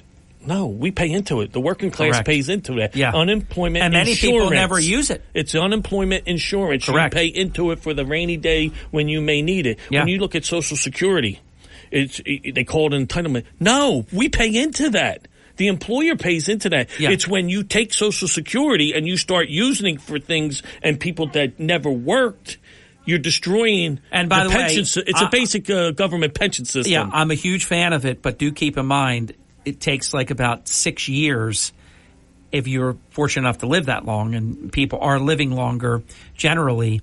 So if you live 20 and 30 years after retirement, everything you paid in, you get it back within 5, 6, 7 years, and that means forevermore you're getting it on somebody else's back. I really believe... I'm not complaining about it. I really believe Social Security should be what it's meant for, And anything else we should have a separate line item in the United States budget for entitlements to help people, those in need. You shouldn't be taking it from a fund and then complaining to people that you have to lower it or you have to raise the age because you're giving it to product that it wasn't meant for. Yeah. Everybody needs help, and we got to help them. But don't take it out of a fund that the people are paying into and the employer are paying into, and then use it for things of need. It should be a separate line item on the budget for things of need. Councilman Tibbet, great. We could go on for 3 hours I know. And get me mad. It's a great message all the way around. Have a wonderful weekend. Oh my God, did I just say that? You did say have a great day. Push me out of the chair. That's okay. It. I could have hit the dump button, but I didn't. And we'll keep in touch. Councilman, thanks for a great hour. Great focus, and I enjoyed the content. Remember what Memorial Day is about those that sacrifice for us. Never forget. That sacrifice with their life. Yes. Yeah, without a doubt. Thank you, Councilman. Brian Kilmeade program. I think it's going to be a guest host, but they take it from here. Enjoy all the live and local tomorrow, beginning with 5 a.m. Tom P., 9 a.m. John DeMasi, 12 noon Carmen Murata. Enjoy the weekend. And remember what George said, because it was spot on. Here is Brian Kilmeade's show.